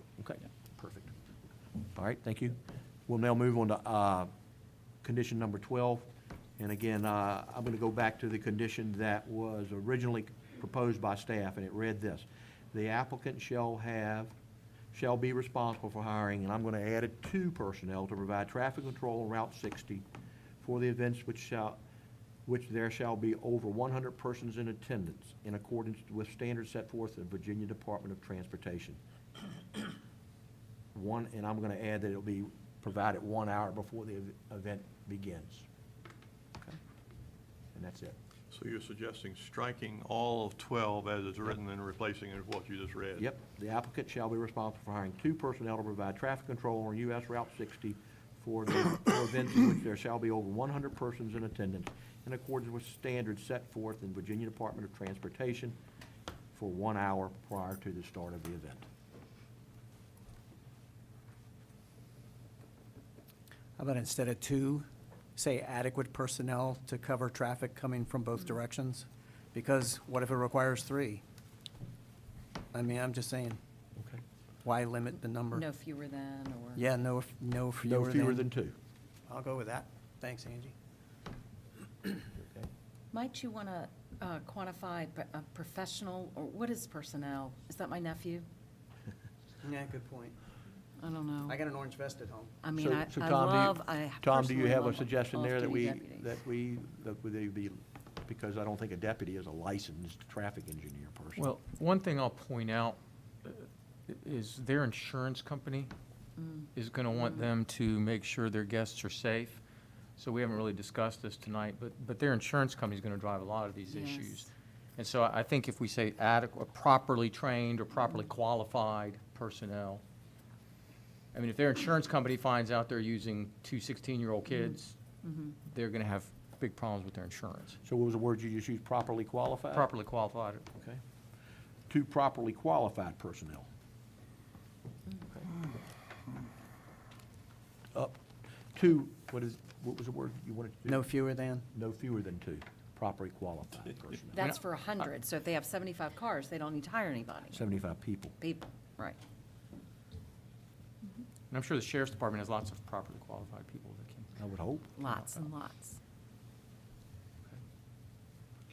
So we have a motion, do I need a motion, a second on that? I make a motion, we amend condition 12 as stated. A second. We have a motion and a second. So let me see if I understand. So properly qualified, anytime you have 100-person wedding or more? Okay. Yep. Anything below 100 would not be required. They may choose to do that. They want to And do this will only less be than that. used And a during minimum 1 of hour 2 using before the wedding? Is that? That's what I thought. Yeah, it gives everybody a chance, 1 hour. Hopefully, they're not 20 minutes late getting there, but, you know. And another key would be both directions. Correct. Correct, okay. I think that's their determination Right, they would manage that. on how they make sure that traffic doesn't back up and how it's managed safely. Okay, Call for the question. all right. All in favor of the motion as presented? Aye. Those opposed? No. Any abstentions? Motion passes 4-1. Okay? Now I'm going to make the motion, we approve. Mr. Chairman, I know I'm not an elected official, but there's one in here that bugs me just a little bit, Oh, no. which is Order on breakfast. number 11, applicant shall maintain a log of the records of the date, time, and number of attendees per event, which should be provided to Powhatan County upon request. My only concern is it creates sort of this sentence creates sort of a vague area on FOIA. If a competitor FOIAs us, that we want to know how many visitors they're getting, there's case law out there that would say, what FOIA law says is possession, but there's Supreme Court cases that say possession it can be on demand. If you can on demand get something, you possess it. So I'm a little bit concerned that we're requiring them to create records that somebody could attempt to use FOIA on us, and in fact be seeking to gather business records. I understand why this was added, but let's be honest, if they're going to cheat, they're not going to give us adequate logs So anyway. can I ask staff? Yeah. Brett, can I ask you a question? So this is a standard condition we've applied to other CUP for wedding venues? We had it on other ones? I can't remember. I've never seen Use it the word before. standard. Okay. Okay. Yeah, and this one wasn't one that staff, critical to have. We just thought it was a way to try and track. If we're hearing that they're having 400 people out there, then, again, as you said, if they wanted Oh, we'll hear. to change that, they could, but we would have some way to get some information other than sitting out there and counting cars, So, it would just be so, It makes no one difference piece. if you go into a building that has a use group of 120, we don't require those businesses to record who's going in and out of their business. I mean, Okay. you're now forcing them to gather data that could theoretically be used by a competitor, and I don't want to wind up in FOIA litigation over whether this is FOIA-able or not. Interesting. Tom, you're suggesting just striking the last sentence? That's my recommendation, it's just the requiring them to log their dates, time, and number of attendees. Do you have an alternative suggestion for how you ensure compliance with the CUP and the conditions? Well, I think you could ensure compliance the way we do with any other CUP. I mean, we would have to do the legwork if there's complaints that they're having 400 visitors. I mean, we deal with these kinds of cases all the time, and it's a pain in the neck gathering the evidence, I concede that. But we're forced to gather the evidence in any other kind of a zoning case and determine whether there is a violation. But we don't do that. We try. These are pretty much citizen complaint driven, You get a correct? citizen complaint, and they say, I think they're having 400 people. Yeah, the noise is crazy, Well- the whatever. Well, and yeah. one of the things we will have is, we will have properly qualified traffic personnel who will have been there that day, who could theoretically be called to Ask. testify that, hey, we think it was a couple hundred cars we steered in there that day, so. I mean, I just am uncomfortable requiring a private business to create records I for agree. us. Yeah, okay. Mr. Chairman, move to strike 13 completely. No, 11. I mean- 11, the last sentence? Just the last sentence, Last sentence. just the last sentence. of There it. shall be no more than 120 events per year, and there shall be no more than one such event per day. A single event shall last no more than 24 hours, and then that's it, Period then. period. I'll Correct. second You're- that. You're correct, I'm wrong. Okay. I Fine, no recommend problem. striking it. I'll We have a second motion that. and a second.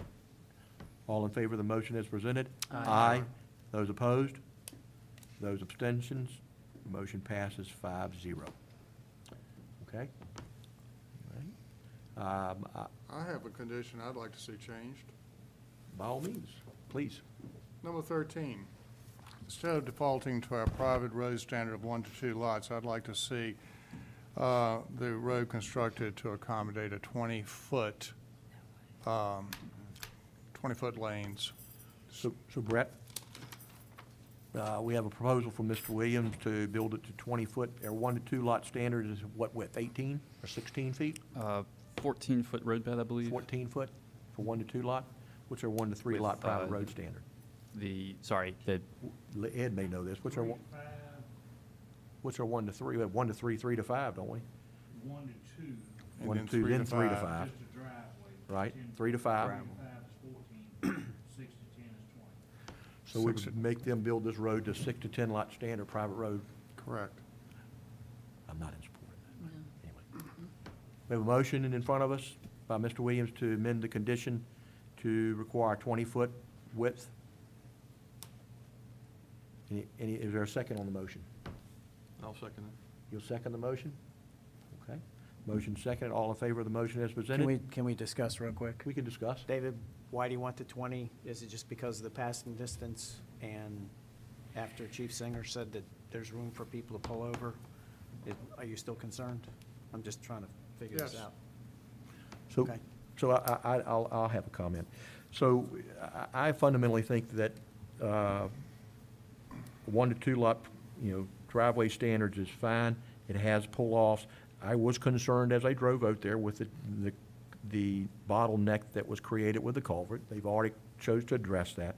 There is adequate pull-off, and we have private roads. We have 6 to 10 lot private roads that we're going to require one wedding venue to have a 20-foot road running through it. I'm not in support of it. I think it's an overkill. So the cars can pass each other going in different directions? Yes, they can pass each other 14 feet and pull off the side of the road if they need to. You know, again, Well, I was like that today, uh-huh, particularly at the beginning, you know, you've got drop-off. So there's places there where you can't pull off. You know, I know what you're saying, but there's legitimately are places where the shoulders go down to a ditch. how close was that to the front entrance? Because they're gonna improve the front entrance to the commercial standards, and they're sure not gonna But have it be such a taper that How it many- drops off How many fast. feet into the property will the commercial interest go? It won't.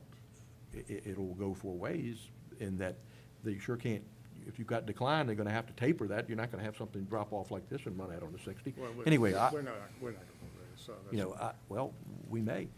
We have a motion and a second. I have one question. Yes. Chief, do you need 20 feet?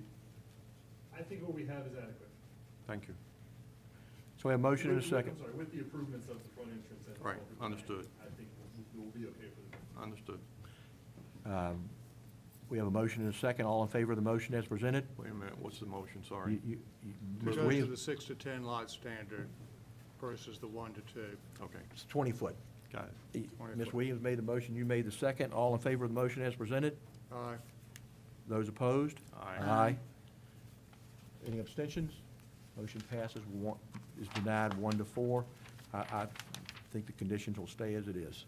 So, thank you, Mr. Williams, for bringing that forward. We'll now move, I'm going to move that we approve conditional use permit 1704 with the amended conditions that have been presented before the board tonight. I want to remind us all of one thing. Mr. Powhatan said it very eloquently, and I had it written in my notes. This is a CUP. If the conditions are not met, and it's not safe, then I can assure you that we will know about it pretty quickly, and we would deal with it. And the applicant has in good faith said she wants a safe venue. Her intentions are well-intended, and I do know that we are charged, as Mr. Norvig has said, with safety and health and welfare. I'm not concerned. The vehicle trips on a Saturday, I don't see a stacking issue, as Mr. Timberlake said so well. I think we sometimes make a mountain of a molehill, and I do think this applicant crowd have been very patient, and I thank you for your patience. So I'm moving we approve conditional use 1704 with the amended conditions. We have a motion and a second. I have a question for the discussion, and this is a question for the county attorney. Back when we were on the planning commission, we were told by then the county attorney that it was very difficult to pull a CUP, particularly after a significant investment had been made in a business. And I think it actually came up, may have come up, you know, with a mill back before I was on the planning commission. But basically, we were told that, you know, be very careful because it can be very difficult, if not impossible, once that investment has been made in that business, to go back and to try to pull the CUP. What's your thoughts on that, Tom? Yeah, the statement that if it's unsafe, you can pull it is not correct. If we decide it's totally unsafe, that would not be a grounds for pulling the CUP. In fact, the way this typically works with a CUP is we would file an enforcement action asking a court to order them to do the conditions, to comply with the conditions. Pulling the CUP is a difficult process, the normal process, because if you think of a CUP, all it literally is a zoning. And those are conditions in their zoning. And so like any other zoning violation, the normal process is you go to court on an enforcement action, asking the court to enforce the condition that they're not complying with. Well, we would issue a notice of violation, We would issue a notice of violation. and then we would ask it to be corrected. Correct. And if they it didn't couldn't be correct it. corrected, then you Right. could pull a CUP. Well, no, But we would- and that's what I'm saying, taking their CUP away, as Mr. Williams said, is actually very, very difficult, because normally what a judge is gonna say is, well, I'm not gonna take their CUP, I'm just gonna order them to hire the two people they're supposed to hire. I'm gonna order them to, whatever it is they're not doing, I'm gonna order them Build a to stop turnover. having over 250 people, right.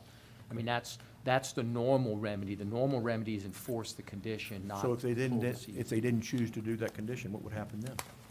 Well, they would be under a court order. I mean, if they violated the court order, then we would then ask the court at that point. But now they've got the court irritated because they violated his order. So then they would pull their CUP, or revoke their CUP, or whatever you want Let to it call go, Bill. it. Okay. But in the end, they would lose their CUP if they didn't fix the condition. Let it go, Bill.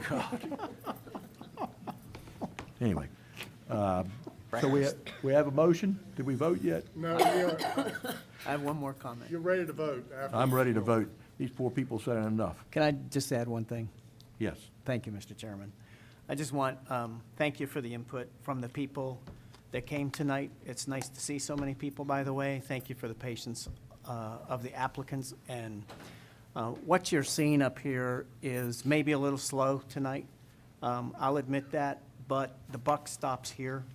The planning commission are people we appoint to do the heavy lifting and look at this, but they're not ultimately responsible.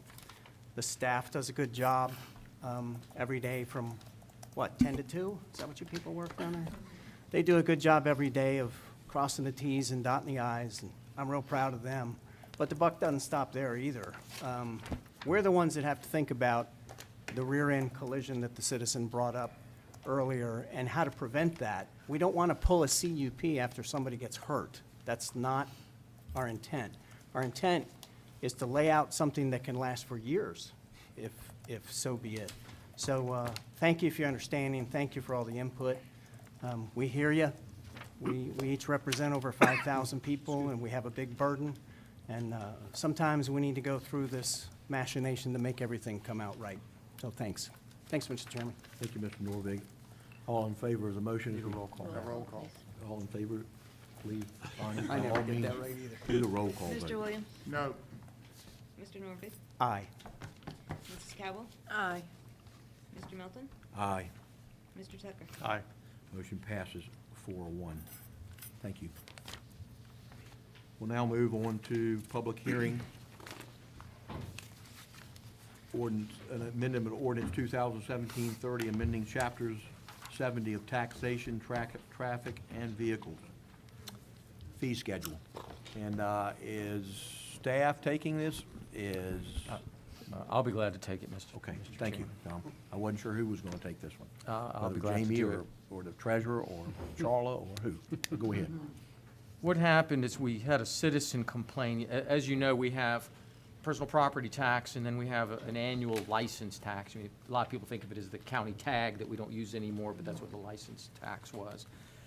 And when we amended and started twice-a-year collection on the personal property tax, there was this license tax / fee buried in another code section that had a different collection date. So we had a citizen feeling like we had conflicting terms.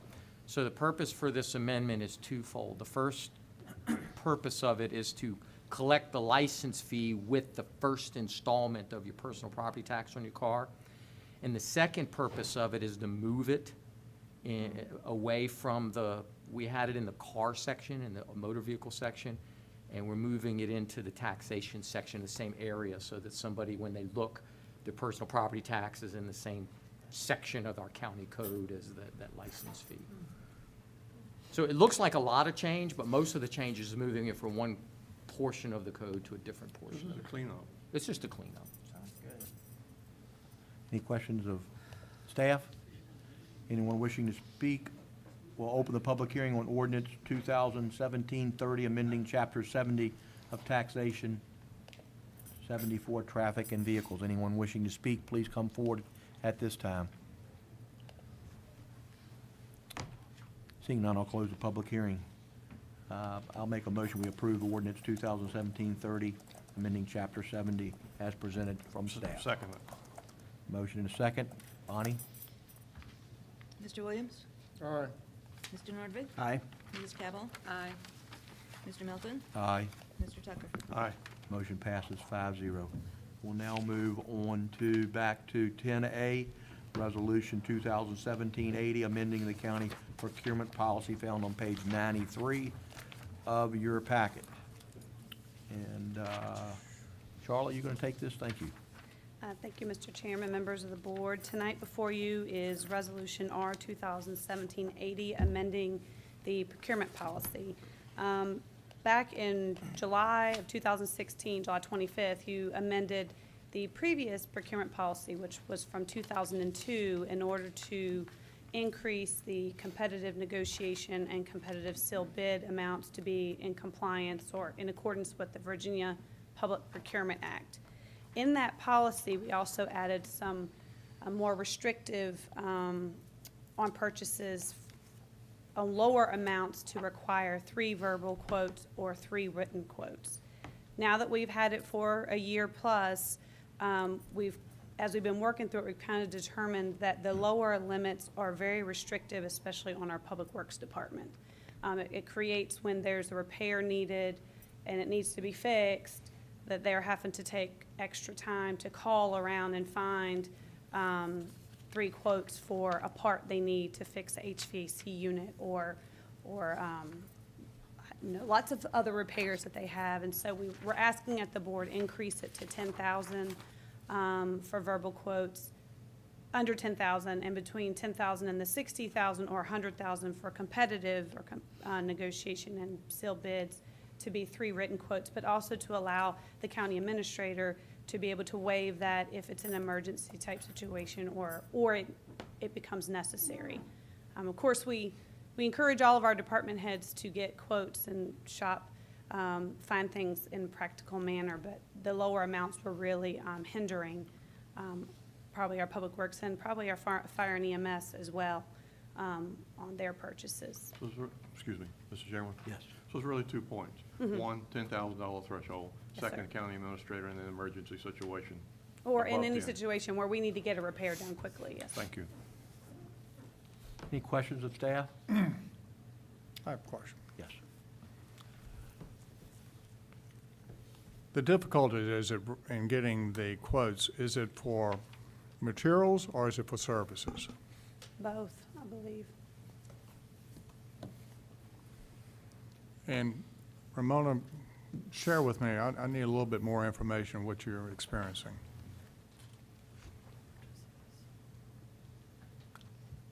A good example of this is with our service contracts for HVAC. So we have a company, James River, that comes out and does all the service on our HVAC equipment. And they will find things that are wrong, which is their job to do that. So when they find something that's wrong, if it's a compressor and it's $500, they can give us a price to repair that, but then we have to go out and find 2 other prices on that $500 compressor, rather than just tell them, go ahead and fix it.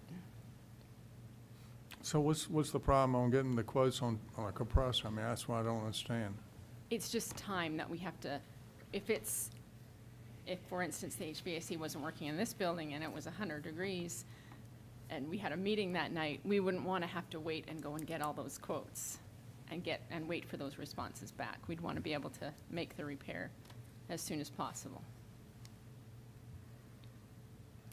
And you're comfortable with that? That you're, And we do, when it's I mean, practical. what if you didn't have that, what if you did have more than maybe 3 or 4 hours before a meeting was scheduled that night and you did have the time? I mean, what's wrong with, calling their competitors and getting a price on the compressor? I mean, We do that. Whenever it's practical, we do get additional quotes. But it's for situations that are, we need a response right away, and we need them to come out and do the service right away. And, and there is some times where we'll reach out and we will not get any response from the competitors. okay. So just so I could, so the bottom paragraph says, the proposed policy is consistent with current VPPA. So basically, the $10,000 threshold is consistent. The VPPA is over the competitive negotiation and the sealed bids and the Right. large projects. So Right. the 60,000 and 100,000 is the minimum, is the same thing the state does for Right. competitive negotiation. Okay. We're allowed to create, as long as we have minimum standards, our own small purchasing. We roll it all into one procurement policy, but this would be more considered a small purchase policy as far as what you're requiring people, our department heads, to get quotes on. I just, here's my concern. The easiest thing in the world is when you've got somebody there doing the maintenance on a service contract, is just allow them to go ahead and do it. As you said, that's kind of how they make their money. It almost tempts you to not make those phone calls. In those situations where you've got adequate lead time, you know, to pick up the phone and call, you know, it's just easier to tell somebody to go ahead and do it. That's a human tendency I think all of us have. So what I'm telling you and what I'm sharing with the county administrator and my colleagues right now is I want to make sure that the only time that we are doing this foregoing of getting the additional quotes is when there is indeed an emergency, you know, where, you know, it is a time constraint where, you know, we need to go ahead and do this, as opposed to when we actually do have some time and we do make the effort, you know, maybe to save that $200, that $500, that $1,000, going and procuring, you know, that compressor from another vendor. And when I do get a price, like from, on short notice, I will ask them, how do you know that that is a good price? Have you, you know, looked on the internet? Have you reached out to see if there's other parts that are cheaper? Yeah, I just want some assurance that we're not just being lazy and hitting the easy button and saying, yeah, go ahead and do it. Well, Mr. Williams, I will point out too that this language does not say we don't need 3 quotes. It says we do need 3 quotes unless the county administrator's designee waive the requirement where it is determined it is not practical, economically beneficial. So we're not saying we're eliminating the 3-quote requirement. What we're saying is We're that the giving county him the administrator authority. now has some authority where he determines it's not practical or economically beneficial. And he's got standards that he still are applicable, practical. So we've got a gatekeeper. And really, aren't we taking it up to 10,000? It was 5.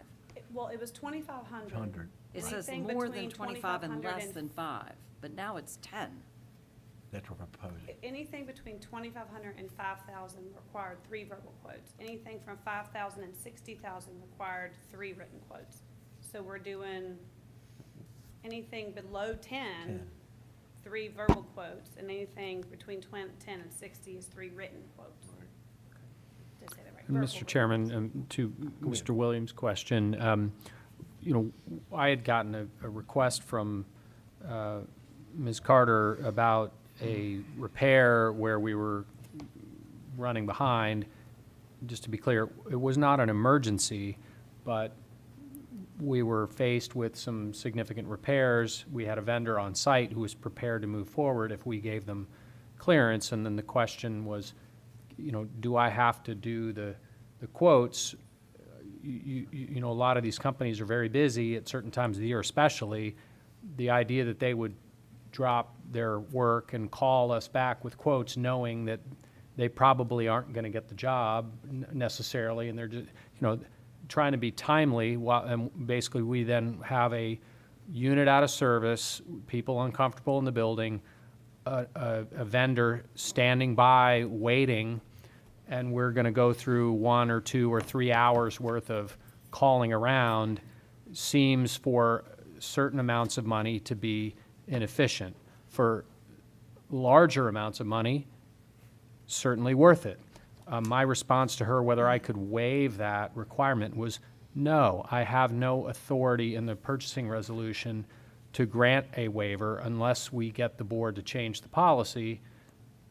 You know, we have to take that to the board. So we're coming back to you trying to find a happy medium between being responsible stewards on the dollars through a quote type process, and also being responsible stewards of time and efficiency, because that is also an important value set. It shouldn't always be just about the dollars. It's also about being efficient with our time and being effective in getting our buildings where they need to be. Again, Ted, I don't have any problem, you know, with what you just said. If you're the gatekeeper and you're going to be making those determinations of what is, you know, time critical and, you know, what the situation is on the ground that day, I trust you to make those kinds of decisions. I just didn't want, you know, to fall into a situation where we just carte blanche said, oh, don't worry about it, and not do it. But given the constraint that Tom just read to us that's in the new ordinance, that you would be the person to make that determination where it required an exceptional situation. I don't have any problem with that. Well, it does say where's designee. I mean, he could, for Public Works, he would, I assume, designate Ramona or potentially designate Ramona. So I mean, it's him or a designee, just so we're clear. And thanks for that clarification. So it would be my intention to retain that authority and then designate or delegate in some very clear ways. So there are certain people who have more responsibility and more involvement with vendors who may need to have some delegation and others who may not at all. So it may be, for example, as much as I trust Charla with money, she may not have any need to, make those kind of decisions because she's not dealing with that. It's just not in her normal course of work, whereas Ramona is constantly faced with, do we repair this? Do we repair it now? Do we defer this? Is that an urgent repair on a water line or at the wastewater plant? Can we afford to wait 24 hours to get quotes, or do we use the vendor we have? Those are kinds of things that Ramona does, and I'd be willing to work out a delegation with her probably in light of the type of work she does versus some other folks on the team. And so I'd need to be specific on that. I would note that if there's an emergency and it's declared as an emergency, like a tornado or something like that, then when we do that, then the purchasing laws themselves are waived, and the state anticipates that we'll do that.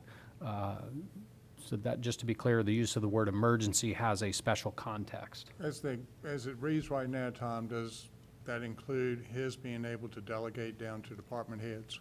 Yes, what it says is the county, it says that there's less than 10,000, you shall require solicitation of 3 verbal quotes. And it says, the county administrator or his designee may waive the requirement to obtain where it is determined that it's not practical or economically beneficial to do so. So Ramona, I have a question. So if we have selected James River as our preferred vendor to handle our HVAC systems, typically, and I ran a business where you had the selected vendors, and part of that was you kind of had a preferred rate coming from them versus an open rate that you got from just any Tom, Dick, and Harry, and they typically wanted to hold on to your business so they were competitive with their equipment cost to you. Now, I don't think you probably go into the nth degree where you say, well, if it's a compressor of this type, it cost me this much money, but is that kind of what takes place in the governmental world also, I hope? Yes, that's correct. The service contract, we actually bid that out. Right. So James River and Mid-Atlantic. Whoever, Yeah. right. They will all give us their prices for an annual price to do that service agreement, and then we take the low bidder. And that's in a labor rate and all those things, correct? Okay, all right. Thank you. I just wanted to ask that question for my own edification. But they don't give you a parts list for the year and say, we guarantee you that, if you need this compressor, it'll be sold to you at $500 for a 12-month period. Be nice, but I doubt No, there's I mean- Too many parts. Well, I'm gonna say again, if Ted's gonna be the gatekeeper, and if he's gonna delegate, the authority to department heads, then I'm gonna hold Ted responsible for making sure that it's not being abused, that it is being used for the intended purposes, and I'm good. Thank you. And I'm probably going to muddy the waters here a little, but that's okay. I think I've muddied it already tonight. You have. Thank you, Carson. Ted and I have briefly talked about an expanded role of our audit committee, and to me, I see this kind of, when David uses the term gatekeeper, I see our audit committee becoming more active in some things, and Ted will probably bring us some suggestions along with our finance director on a role that our audit committee could serve as a gatekeeper in many different instances that take place. So just a thought process. So, all right. Well, the audit committee right now is primarily concerned with those areas in the CAFR, am I? Correct. So this would be going and doing an audit of a different type. Am I correct, Ted? Yes, sir. And so probably wasn't the time, but I know that's something that Ted has considered, or he basically talked a little about, that possibly there should be maybe some expanded roles and responsibilities to an audit committee. So Anyway, when you use the term gatekeeper, that's what triggered it, David, thank you. So, any other questions of staff? Charlotte, thank you for your, and Ramona, thank you for your comments. Ted, thank you. So we need a motion. I'll move we approve Resolution 2017-80, amending the county procurement policy as presented. Second. A motion and a second. Do we need a roll call here? Mr. Williams? Okay. It's a resolution. so. All right. Mr. Williams? Mr. Nordvig? Aye. Mrs. Cabell?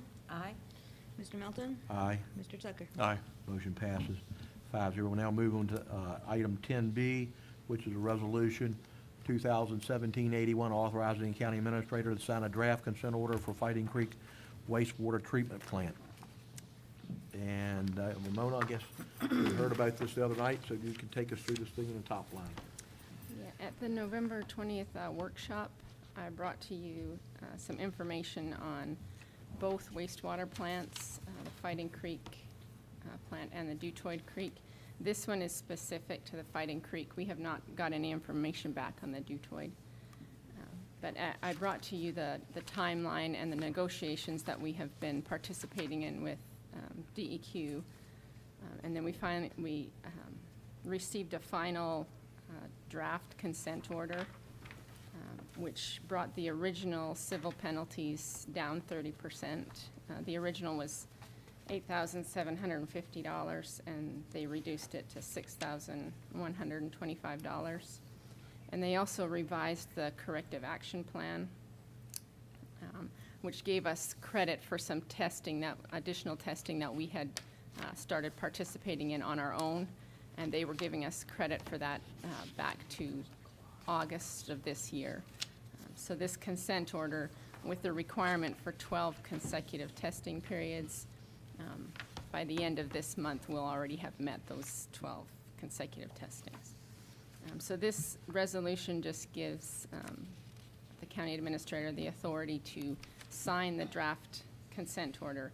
It does not activate the consent order at that point. It has to go to a public comment period, which is 30 days.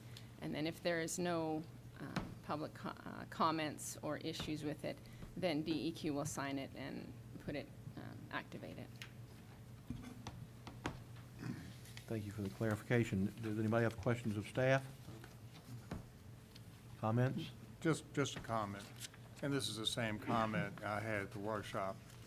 From the county standpoint, Ramona, what is it that we could have done differently to prevent this consent order? There was nothing we could have done differently. DEQ had a backup of files, so this consent order is actually related to events that happened in 2015 and 2016, and they're just catching up with it. And I think I explained in the workshop that there's a point system, and we really didn't know where we were in that point system. But now that we understand it a little bit better and we've asked for clarification, we can track it better, so we won't be surprised when we get a consent order. But you already implemented measures over the last 11 months to remediate the problem. Yes. And so another month, we will have completed the 12-month requirement. It's actually not 12 months, it's 12 consecutive testing, so it's actually 12 weeks. Okay, so 12 weeks. So this means that basically we'll graduate and come off the consent order. Is that correct? Yes. Because of the measures that have been implemented. Correct. Thank you, Mr. Chairman. Thank you, Mr. Williams. Okay. Any other questions or comments? Not? I'll make a motion we approve Resolution 2017-81, authorizing county administrator to sign a draft consent order for Fighting Creek wastewater treatment plant. Motion? Can I get a second? Second. Motion and a second. Roll call, please. Yes, Mr. Williams? Aye. Mr. Nordvig? Aye. Ms. Cabell? Aye. Mr. Melton? Aye. Mr. Tucker? Aye. Motion passes 5-0. We'll now move on to our second public comment period. Anyone wishing to speak, please come forward at this time. Seeing none, I'll close the second public comment period. We'll now move on to item 14, county attorney comments. No comments, Mr. Chairman. Item 15, county administrator comments. And just a reminder for everyone that we do have the joint meeting with the school board for December 4th. We'll be getting you an agenda out for that shortly. We're reviewing those materials now. And then we also have the board strategic planning workshop for the second half of the day on December 7th. That will be at Bienvenue. And the public's certainly invited to any of those, either of those meetings. They are public meetings. Okay. We have now item 16, board comments. Any board comments? Mr. Norby, you got anything you want to remind everybody about? Are you thinking of something in particular? Well, you sent us all a reminder today, so. Okay, tomorrow, 6:30, right here, that a developer who's interested in possibly building apartments in Powhatan County will be here to present and answer any questions. So I did send a friendly reminder email to the school board and reminding colleagues, and actually, I sent one to you, Mr. Chairman. Yep. I know. So tell your friends and neighbors if they're interested in coming and hearing that, right here tomorrow night, 6:30. Thanks for the reminder. Thank you. I thought it was all commented out. I definitely, just one, it's really not a comment. There was a report in the paper this morning that I actually asked Bonnie to print for us. It was pretty timely. It's done by Tom Jacobson, who many of us know Tom from his planning days, and he worked with PDC a little over the years, and it's called Suburban Affordable Housing Will Strengthen RVA Region. And I'm printing a copy for all of us. It's a report that was done by the VCU School of Business, and I thought it was pretty timely as you read it. I actually got one where you can make copies for Brett, okay? But I thought it was a very timely report. It talks about Powhatan in the report. It was done for the region. It addresses all kind of things about crime as a result of different affordable housing options. It addresses decrease in property values, and it talks about the number of jobs, modest wage jobs, how many you have in your county, how many low-cost housing units you have, and all those things. So I think this was pretty timely as we work on Mr. Norvik's comments with the apartment application, and then the updating of our comprehensive plan to address diversity in housing. So please use it as you see fit, and that's all I had. So, any other comments from the board? Tom, will you lead us into item 17, a closed session, please? Yes, sir. Whereas the Board of Supervisors of Powhatan County desires to discuss in closed meeting the following matters. First, discussion, consideration of the performance of specific employees of the public body. Second, consultation with legal counsel pertaining to actual or probable litigation where such consultation in open meeting would adversely affect the negotiating or litigating posture of the public body. And third, consultation with legal counsel employed or retained by the public body regarding specific legal matters requiring the provision of legal advice by such counsel. And whereas pursuant to sections 2.2, 3711A1, A7, and A8 of the Code of Virginia, since discussions may occur in closed meeting, now therefore be resolved that the Board of Supervisors of Powhatan County is hereby authorized discussion of the aforesaid matters in closed meeting. Need that as a motion. So moved. Second. Have a motion and a second. All in favor of the motion as presented? Aye. Those opposed, motion passes 5-0. We're in closed session. Thank you. I hereby reconvene this regular meeting of the Powhatan County Board of Supervisors, an open meeting, and request the clerk of the board to conduct a roll call certification vote of supervisors to be included in the minutes of this meeting. Do you certify to the best of your knowledge that the only matters discussed in the closed meeting were public business matters lawfully exempted from open meeting requirements, and only such public business matters as were identified in the motion by which the closed meeting was convened were heard, discussed, or considered in the closed meeting just concluded? Mr. Williams. Aye. Mr. Nordvig. Aye. For the record, I'm going to state that Ms. Cabell is no longer here with convening the closed session, that she left the closed session meeting at 9:05. Mr. Melton. Aye. Mr. Tucker. Aye. There being no further business before this board, this meeting is adjourned.